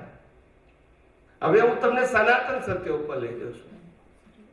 ખ્યાલ આવી ગયો? બરાબર. એટલે રિલેટિવ સત્ય એ અજ્ઞાન થઈ ગયું હવે, અને એ અજ્ઞાનને ઇરેઝ કરવાનું છે આપણી દ્રષ્ટિમાંથી. શેમાંથી? હું કરું છું, હું બોલું છું, હું વિચારું છું, હું ભોગવું છું, મેં કર્યું, હું માલિક છું, મારે સુધારવાનું છે, મારે બદલવાનું છે.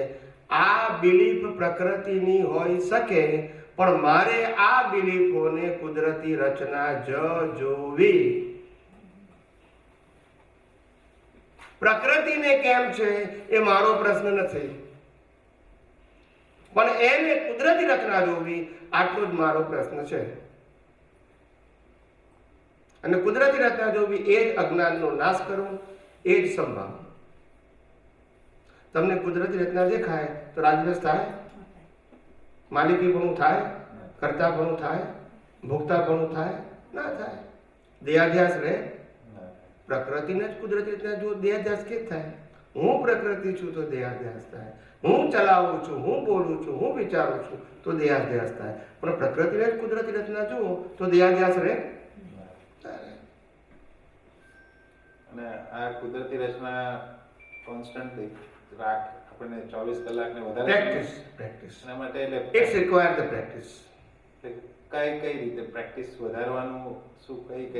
એટલે સત્સંગમાં આવીએ બરાબર છે, બીજું શું કરવું સત્સંગમાં જોઈએ? આવવું એ practice? તો સત્સંગમાં આવવું અને આ વિજ્ઞાન સાંભળવું એ શેના માટે છે? રિફ્રેશ. શું છે? Refresh કરવા. હા. અને નવી વસ્તુ પણ જાણવા મળે, પણ રિફ્રેશ તો થવાનું જ છે, નવી ના આવે તોય પણ. બરાબર. અને રિફ્રેશને પાવર કહેવાય. રિફ્રેશ ના થાય તો નોલેજ કહેવાય. Knowledge is in a mind but not applicable. બરાબર. અને પાવરનો મતલબ you have a knowledge but with power of application. એને રિફ્રેશ કહેવાય. શું કહેવાય? Refresh. રિફ્રેશમાં પાવર હોય, પેલામાં પાવર ના હોય, નોલેજ તો હોય. સમજાય? આપણે 5 વર્ષ પહેલા સાંભળ્યું હોય કે યોગા કરવા જોઈએ ને યોગા કરવાથી આટલા આટલા ફાયદા થાય છે, એવું સાંભળ્યું હતું, સુરાતન ચડ્યું હતું ને 15 દિવસ મહિનો કર્યા, ના સમજાયું. પછી બંધ થયા એ થઈ ગયા, પણ જ્ઞાન તો છે, જ્ઞાન ના જતું રહ્યું, બોલતા નથી. વળી પાછો કોઈ યોગાસન વાળો આવે અને એને ત્યાં જઈએ તો રિફ્રેશ થાય, નવું મળે, પાછું 15 દિવસ ચાલે, બોલતા નથી. એ રિફ્રેશ ને પાવર કહેવાય. નોલેજ ની પાવર ને સાયલેન્ટ મોડ કહેવાય. શું કહેવાય? Silent. અને જ્યારે રિપ્લેસ થાય પાછો એક્ટિવ મોડ થાય. એટલે આ સ્થૂળ દાખલો છે, એવું સાયન્સમાં લઈ જવાનું. તમને એની કમ્પેરિઝન આમાં નહીં કરવાની. અને આ દાખલો તમારે વ્યવહારનો જ આપવો પડે તો તમને સમજાય ને, પણ લઈ જવાનું શું સાયન્સમાં, એટલે વિઝનમાં લઈ જવાનું. એટલે આ રીતે જ પાવરફુલ થાય. મેં તો ઘણા બધાને કીધું તમે નાની નાની બાબતોમાં કુદરતી રચના જોવાની પ્રેક્ટિસ કરો. પાણીનો ગ્લાસ પીવો છો, કુદરતી રચના જુઓ ને. ખાવો છો, કુદરતી રચના જુઓ. વોકિંગ કરો છો, કુદરતી રચના જુઓ. વાંધો શું છે? કાનથી સંભળાય, કુદરતી રચના. આંખથી દેખાય, કુદરતી રચના. નાકથી સૂંઘ્યું, કુદરતી રચના. જીભથી ચાખ્યું, કુદરતી રચના. સ્પર્શ કર્યો, કુદરતી રચના. શું વાંધો છે? પણ આપણે પ્રેક્ટિસ નથી કરતા. એનું કારણ ભરેલો માલ ને પ્રકૃતિ હોઈ શકે. હજુ ગાઢ અજ્ઞાન અવગાઢ થયેલું છે ને, એને પાતળું થતા બહુ વાર લાગશે. સમજાય છે? બરાબર છે. વિચાર તો કરો. જ્ઞાનીઓને ઘોળીને પી જાય એવા છે. સમજાય? સાચી વાત છે. માલ તો એવો જ છે. જ્ઞાની પુરુષ કઈ કઈને ગયા કે મન વચન કાયની અવસ્થા માત્ર કુદરતી રચના છે. પણ આ મહાત્માઓ કે અમે માનવાના બોલતા નથી. દાદા ભગવાન કઈ કઈને થાકી ગઈ કે આ દેખાય છે દાદા ભગવાન નો હોય, આ એમ પટેલ છે, ભાદરણના પટેલ છે. પણ મહાત્માઓ કે અમે તમને દાદા ભગવાન કહેવાના ને કહેવાના, વાંકા ને બોલતા નથી. હવે એમનો વાક્ય આપણો એ કઈ ગયા છે, એ કઈ ગયા. આપતો સૂત્રમાં પહેલું સૂત્ર, તારે મોક્ષે જવું હોય તો કઈ જ કરવાનું જરૂર અને સંસારમાં ભટકવું હોય તો બધું જ કરીને જાય, બધું જ કરતું. પણ તોય આપણે માનવાના નહીં એટલે નહીં. ભૂલતા નથી. સાચી વાત છે. એ તો કે અમારે તો કરવું પડે ને કે છે. એમને ગોળીને પી જાય, શું કરે પડે. ત્યારે કવિરાજે લખ્યું 24 વટાવી ખાધી ખ્વાબમાં. શું લખ્યું? આખી 24 વટાઈ ખાધી તોય હતા એવાને. સમજાયું છે? દાદા ભગવાને પોતાના માટે કહ્યું હતું કે અમે ઋષભદેવ ભગવાન વખતે પણ હતા. બોલતા નથી. દાદા ભગવાને કહેલી વાત કરું છું, હું મારી વાત નથી કરતો. અમે ઋષભદેવ ભગવાન વખતે પણ હતા. પછી આખી 24 પૂરી થઈ ગઈ. બોલતા નથી. યસ કે નો? બરાબર છે. આવું છે. સ્વામીજી એ પણ કહી ગયા છે ને, ફોટા ને ચોપડી કઈ કામ નહીં આવે. એમને કીધું છે, પણ મેં શું કીધું? વાંકાને જો ટેલી તો કરું છું આટલું બધું. એ ભલે કે અમે નહીં માનવાના એટલે નહીં માનવાના. બોલતા નથી. એક મહાત્માએ પૂછ્યું હતું કે અમે જ્ઞાન લીધા ને 25-30 વર્ષ થયા. દાદા ભગવાનને તો અમે ક્યારે ભૂલતા પણ નથી. We are very sincere. ઉઠતા જાગતા બેસતા દાદા ભગવાન ભૂલાતા નથી. તો અમારી ભૂલ ક્યાં છે? અમને કેમ અનુભવ થતો નથી? તારે મેં કીધું આ ભૂલ મોટી નથી, નાની છે. એ નાની ભૂલ પછી મોટી થઈ ગઈ. ભૂલ એટલી જ છે કે તમે દાદાને માનો છો પણ દાદાનું માનતા બોલતા નથી. આટલી ભૂલ છે. બોલતા નથી. દાદાને પણ દાદાનું. હવે દશા પ્રાપ્ત થાય કે બેહે? શું જ્ઞાની કહી ગયા છે ને આપણે શું માની બેઠા છે? અમારા ગયા પછી અમારી ફોટા ને મૂર્તિઓ ના મૂકશો. સમજાય છે? અમારી પુસ્તકો બે આની ફળ નહીં આપે. આ એ પોતે બોલીને ગયા છે. નટુ કાકાનું નામ સાંભળ્યું છે બધાએ? નટુ કાકાએ દાદા ભગવાનની પાસે પ્રત્યક્ષ બેસીને 100 ચોપડીઓ ભરી છે. કેટલી બુક્સ? Hand writing. સમજાય છે? હેન્ડ રાઇટિંગ છે, મોબાઈલમાં છે. ઓકે, 100 ચોપડી. કેટલી? અને એક ચોપડીના 100 પાન આગળ પાછળ પર લખેલા, આજથી લખેલા મેન્યુઅલ. એની કોપી આમાં છે, ઝેરોક્સ કોપી. હવે એ જ્યારે 1965-66 લખવાની શરૂઆત કરી, 65-66. પહેલા તો સાંભળ્યું થોડા સમય માટે, પછી કીધું કે દાદા હવે તમે બધું બોલો છો ખરા, એ સમજાય છે ખરું પણ યાદ રહેતું, એટલે હું લખી નાખું. એટલે નોટ લઈને આવ્યા, નોટ પેન લઈને. એટલે પછી દાદા પાસે આજ્ઞા લીધી કે દાદા હું લખું તો પછી હું ફેરથી વાંચી શકું. તો દાદા કહે છે કે લખો, એનો અમને વાંધો નથી, પણ પહેલા પાના ઉપર એવું લખો કે આ નટુભાઈ માટે અમૃત છે, બીજા માટે પોઈઝન છે. ના સમજાય? એવું કોણે લખાયું? કેમ એવું લખાયું? માની તો એમની જ હતી, બોલતા નથી. આવું કેમ લખાયું? ના પણ વાણી તો એમની જ છે ને. નટુભાઈએ સાંભળેલું છે એટલે એમણે કયા સંદર્ભમાં બોલ્યું. કેવો જવાબ બોલી ગયા? આપતા વાણી આપણે બધાએ સાંભળેલી છે, બરાબર ને? હવે જવાબ નહીં આપે, હવે જવાબ નહીં આપે. બોબડી બંધ. કેવું પોપટની જેમ સમજાઈ જાય છે. આ નથી સમજાતું, પેલું સમજાઈ ગયા. નટુ કાકાનું સમજી ગયા, આપતા વાણી ના સમજાય પાછું. એના માટે બધું જુદું સાયન્સ હશે. વિચાર તો કરો, વિચાર કરો. સમજાય છે? સજીવન મૂર્તિના લક્ષ્ય સિવાય જે કંઈ પણ કરવામાં આવે છે એ જીવને બંધન કરતા છે, અને આ અમારું હૃદય છે. શ્રી શ્રીમદ રાજચંદ્રજી. સમજાય છે? જ્ઞાની પુરુષ દાદા ભગવાન કહી ગયા,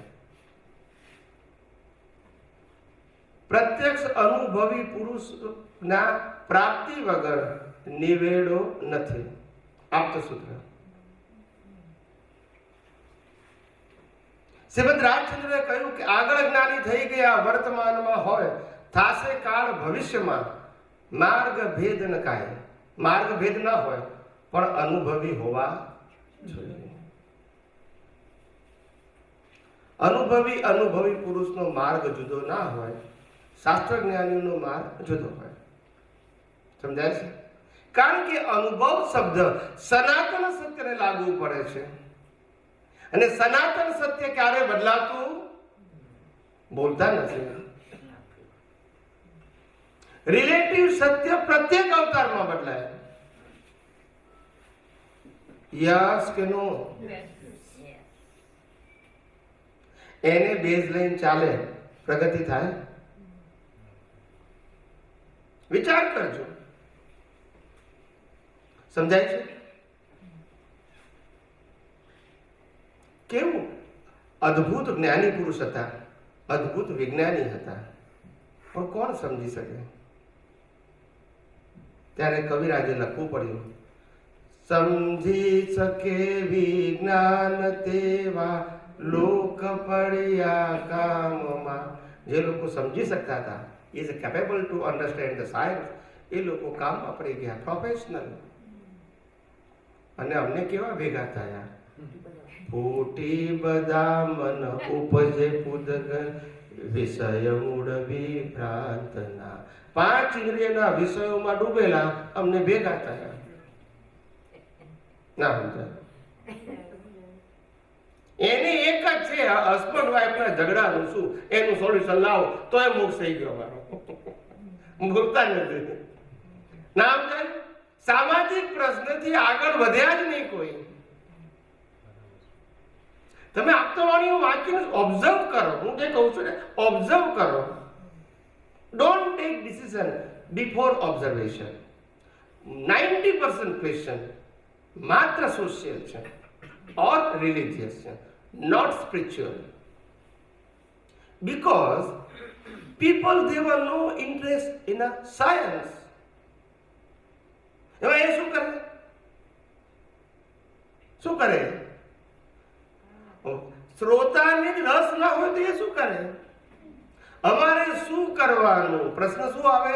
આવું થયું શું કરવાનું, આવું થયું શું કરવાનું, આવું થયું શું કરવાનું, આ જ પ્રશ્ન. સાયન્સમાં કરવાનું આવે અને કરવાનું હોય ત્યાં સાયન્સ હોય. પણ તમે જુઓ, તમે ઓબ્ઝર્વ નથી કરતા ને બધું. ઓબ્ઝર્વ કરો પછી કન્ક્લુઝન કાઢો. આ તો હું તમને સાર કહું છું, સમજાય છે? આખું જગત આમાં ફસાયું છે. એક ધર્મની વાત નથી, હું તમામ ધર્મોની વાત કરું છું. એક જ્ઞાની કે એક ગુરુની વાત નથી કરતો, તમામની વાત કરું છું. શ્રીમદ રાજચંદ્રએ કહેલું કે અમારી આત્મસિદ્ધિ ફક્ત 3 જણને જ આપજો, બધાને ના આપશો અને છપાવશો નહીં. કેમ આવું કીધું હશે? બોલો, આવું કેમ કીધું હશે? જ્ઞાની પોતે હાજર હોય ત્યારે જ સમજી શકે ને. ના, પણ બીજાને હાજર તો આપી શકે ને. પણ સમજની પડે, એનો અર્થ બધા જુદો જુદો કાઢે. કેપેબલ નતા people એટલા માટે. નિમિત્તાધીન હતી વાત. એ તો એમને જાતે લખેલી, નિમિત્તાધીન નથી. આખી આત્મસિદ્ધિ જાતે લખેલી. તે જે હતા 3 એનું ડેવલપમેન્ટ હતું, જે હતા 3 એમનું ડેવલપમેન્ટ હતું એટલું સમજવા માટે, બધા માટે નહોતું. એટલે સમજાવો. આમાં શું થાય? આ તમે ઉપર છેલ્લા જવાબ આપો છો, કશો વાંધો નહીં, ઇટ્સ ઓકે. હવે તમે સમજો, આત્મસિદ્ધિની અંદર પહેલી લીટી ખબર છે કોઈને? સ્વરૂપ સમજ્યા બોલો, પહેલી લીટીની વાત કરું છું. બોલો સમિતિ છે સ્વરૂપ. કે હું શ્રીમદ રાજચંદ્રને માનું છું, પણ પહેલી લીટી ખબર નથી. Anyway, it's okay. ના, જે સ્વરૂપ સમજ્યા વિના પામ્યો દુઃખ અનંત, સમજાવ્યું તે પદ નમું શ્રી સદગુરુ ભગવંત. આ જેને પ્રત્યક્ષ મળીને સમજાયું છે એના માટે જ છે. ના સમજાયું? પણ બીજા બધા જ્યારે આ ચોપડી વાંચશે ત્યારે એવું માનશે કે અમને હવે કોઈની જરૂર નથી, અમને મળી ગયા છે. બોલતા નથી. ત્યારે એમને કહેવું પડ્યું સજીવન મૂર્તિ. ત્યારે એમને કહેવું પડ્યું સજીવન મૂર્તિના લક્ષ્ય સિવાય જે કંઈ પણ કરવામાં આવે છે એ જીવને બંધન કરતા છે. અને આ અમારું હૃદય છે.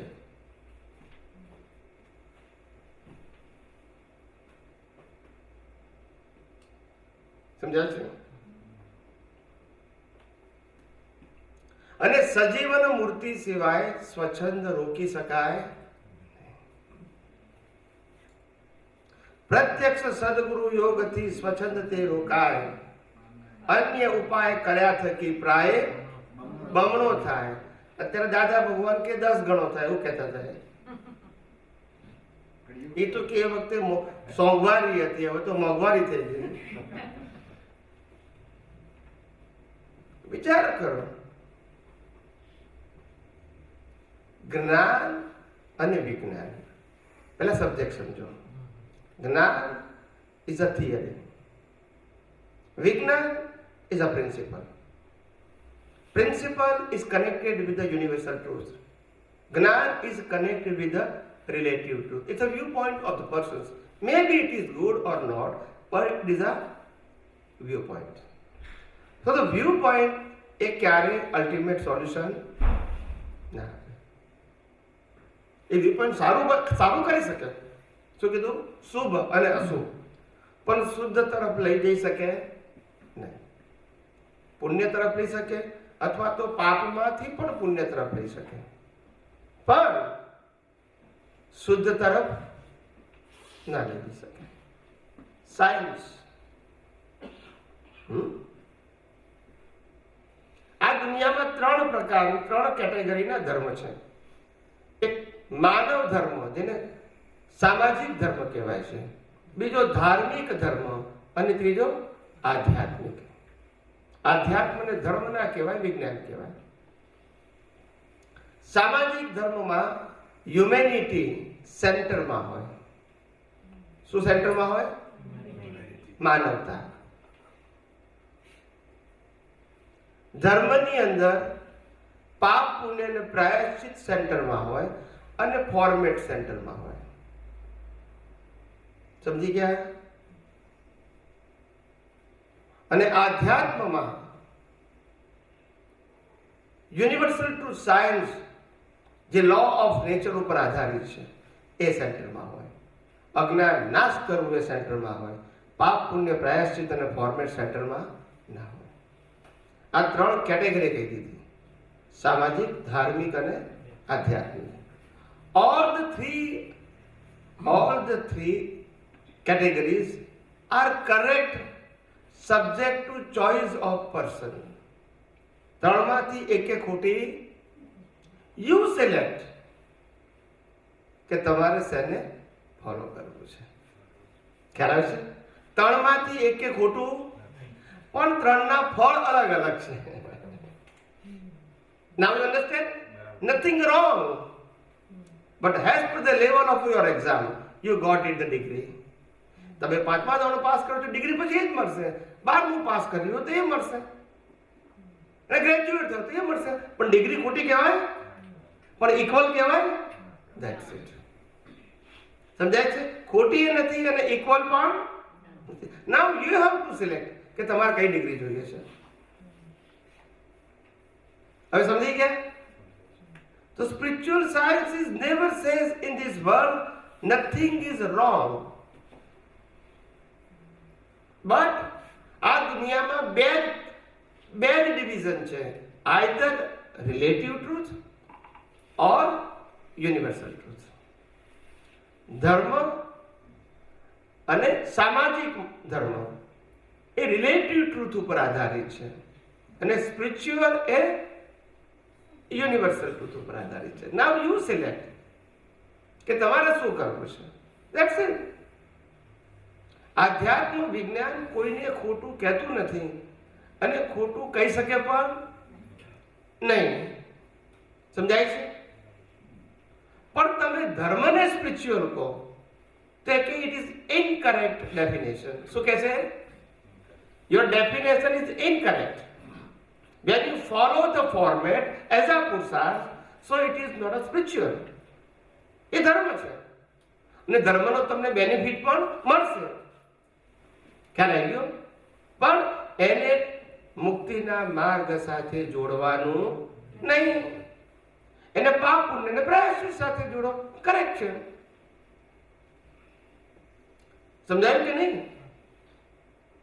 આવું છે. એટલે જેમ જેમ આ વિજ્ઞાન સમજાશે એમ કામ થશે. ખ્યાલ આવ્યો? અને વિજ્ઞાન સમજાયું છે, સમજાઈ રહ્યું છે, અને કેટલેક અંશે અનુભવી રહ્યા પણ છીએ. એની નિશાની સાઇન લેબર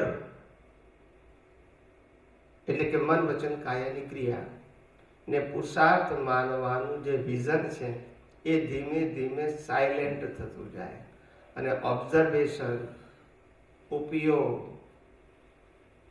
એપ્લિકેશન, એક્સપિરિયન્સ, દ્રષ્ટિ, જ્ઞાન દર્શન, આ બધાની વેલ્યુ વધતી જશે. પછી મને શું કરવાનું, વાણીથી શું કરવાનું, કાયાથી શું કરવાનું, મારે શું કરવાનું, પેલાએ શું કરવાનું, આ બધા સબ્જેક્ટ રહે નહીં. આ બરાબર છે, આ ખોટું છે, એ બધા સબ્જેક્ટ સ્પિરિચ્યુઅલમાં ના હોય. સ્પિરિચ્યુઅલમાં જે યુનિવર્સલ ટ્રુથ નથી એ બધું રિલેટિવ ટ્રુથ. સમજાય છે? હા, કોઈને પ્રશ્ન છે? હા પ્લીઝ. જય સચિદાનંદ સ્વામી. બંધ છે. ચાલુ છે. સોરી. હા કરો. આમ સંભાવ રહે અને ક્ષમતા રહે, એ બેમાં શું ફરક? સમતા ધાર્મિક શબ્દ છે અને સમભાવ એ દ્રષ્ટિનો સબ્જેક્ટ છે. સમતા એ ધાર્મિક સબ્જેક્ટ છે એ ફિઝિકલ છે, સમભાવ એ વિઝન છે, નોન ફિઝિકલ છે. સમભાવ એ ભાવના છે, સમતા એ ફિઝિકલ ક્વોલિટી છે. કે મન વચન કાયાના વિપરીત સંજોગોમાં પણ સ્થિરતા આવી એને સમતા કહેવાય. એ શુભ ગુણ છે. શું છે? પણ પ્રકૃતિમાં. અને પેલું સમભાવ એ દ્રષ્ટિ છે, એ ફિઝિકલ નથી. ના ખ્યાલ આવે? ના પણ તમને કઈ સમજાવ્યું કે હજુ કઈ કન્ફ્યુઝન છે? દ્રષ્ટિમાં તો મને એમ થયું કે બેઉ ડિફરન્ટ વર્ડ છે પણ એકચ્યુઅલી એ ધાર્મિક છે. તમને એવું નથી લાગતું કે તમે જેવું પૂછો છો તરફ જવાબ નીકળે છે? આ ચોપડીમાંથી નીકળે છે? ના, તમારા હું વિચારીને બોલું છું? બિલકુલ હું યાદ કરીને બોલું છું? બિલકુલ નહીં. અને ઓન ધ સ્પોટ બોલું છું કે આમ ટાઈમ લઉં છું? On the spot. નાના પ્રશ્નો પૂછો છો એનું ક્લેરિફિકેશન પરફેક્ટ હોય છે કે ગોળ ગોળ હોય છે? Perfect, absolutely. આનું નામ દર્શન કહેવાય. It's not memory, it's not knowledge. અમારું વિઝન 24 રાતના 2 વાગે પૂછો ને ઊંઘમાંથી ઉઠીએ તો સાયન્સ જ નીકળે. કારણ કે વિઝન છે, શરીર ઊંઘી જાય, દર્શન કોઈ ઊંઘે. સમજાય છે? સમજાય. હા, બસ બીજા હવે કાલે રાખીએ આપણે. સમય ઘણો થઈ ગયો છે, બધાએ પાછું ઘેર બી પહોંચવાનું છે. અને કાલે આજે પહોંચશો તો કાલે આવશો જ પાછા. હિતેશભાઈ હજુ રહેવાની વ્યવસ્થા નથી કરી. ચાલો. હે અંતર્યામી પરમાત્મા, હે અંતર્યામી પરમાત્મા, આપ દરેક જીવ માત્રમાં બિરાજમાન છો. આપ દરેક જીવ માત્રમાં બિરાજમાન છો, તેમજ મારામાં પણ બિરાજેલા છો. તેમજ મારામાં પણ બિરાજેલા છો. આપનું સ્વરૂપ આપનું સ્વરૂપ તે જ મારું સ્વરૂપ છે. તે જ મારું સ્વરૂપ છે. મારું સ્વરૂપ મારું સ્વરૂપ શુદ્ધાત્મા છે. શુદ્ધાત્મા છે. હે શુદ્ધાત્મા ભગવાન, હે શુદ્ધાત્મા ભગવાન, હું આપને અભેદ ભાવે હું આપને અભેદ ભાવે અત્યંત ભક્તિપૂર્વક અત્યંત ભક્તિપૂર્વક નમસ્કાર કરું છું. નમસ્કાર કરું છું. અજ્ઞાનતાએ કરીને, અજ્ઞાનતાએ કરીને, અજાગૃતિએ કરીને, અજાગૃતિએ કરીને, મિથ્યા જ્ઞાન મિથ્યા દર્શન સંબંધી મિથ્યા જ્ઞાન મિથ્યા દર્શન સંબંધી દ્રષ્ટિથી જે કંઈ પણ દોષો થયા છે દ્રષ્ટિથી જે પણ કંઈ દોષો થયા છે અને થાય છે અને થાય છે તે સર્વ દોષોને તે સર્વ દોષોને આપની સમક્ષ આપની સમક્ષ જાહેર કરું છું. જાહેર કરું છું. તેનો હૃદયપૂર્વક તેનો હૃદયપૂર્વક ખૂબ પસ્તાવો કરું છું. ખૂબ પસ્તાવો કરું છું અને આપની પાસે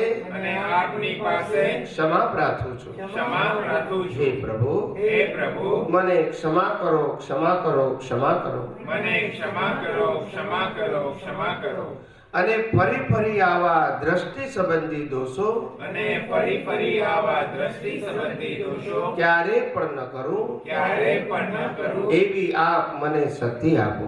એવી આપ મને શક્તિ આપો. હે શુદ્ધાત્મા ભગવાન, હે શુદ્ધાત્મા ભગવાન, આપ એવી કૃપા કરો કે આપ એવી કૃપા કરો કે અમને ભેદભાવ છૂટી જાય અમને ભેદભાવ છૂટી જાય અને અભેદ સ્વરૂપ પ્રાપ્ત થાય. અને અભેદ સ્વરૂપ પ્રાપ્ત થાય. અમે તમારામાં અમે તમારામાં અભેદ સ્વરૂપે અભેદ સ્વરૂપે તન્મયાકાર રહીએ. તન્મયાકાર રહીએ. જય સચ્ચિદાનંદ, જય સચ્ચિદાનંદ, જય સચ્ચિદાનંદ, જય સચ્ચિદાનંદ, જય સચ્ચિદાનંદ.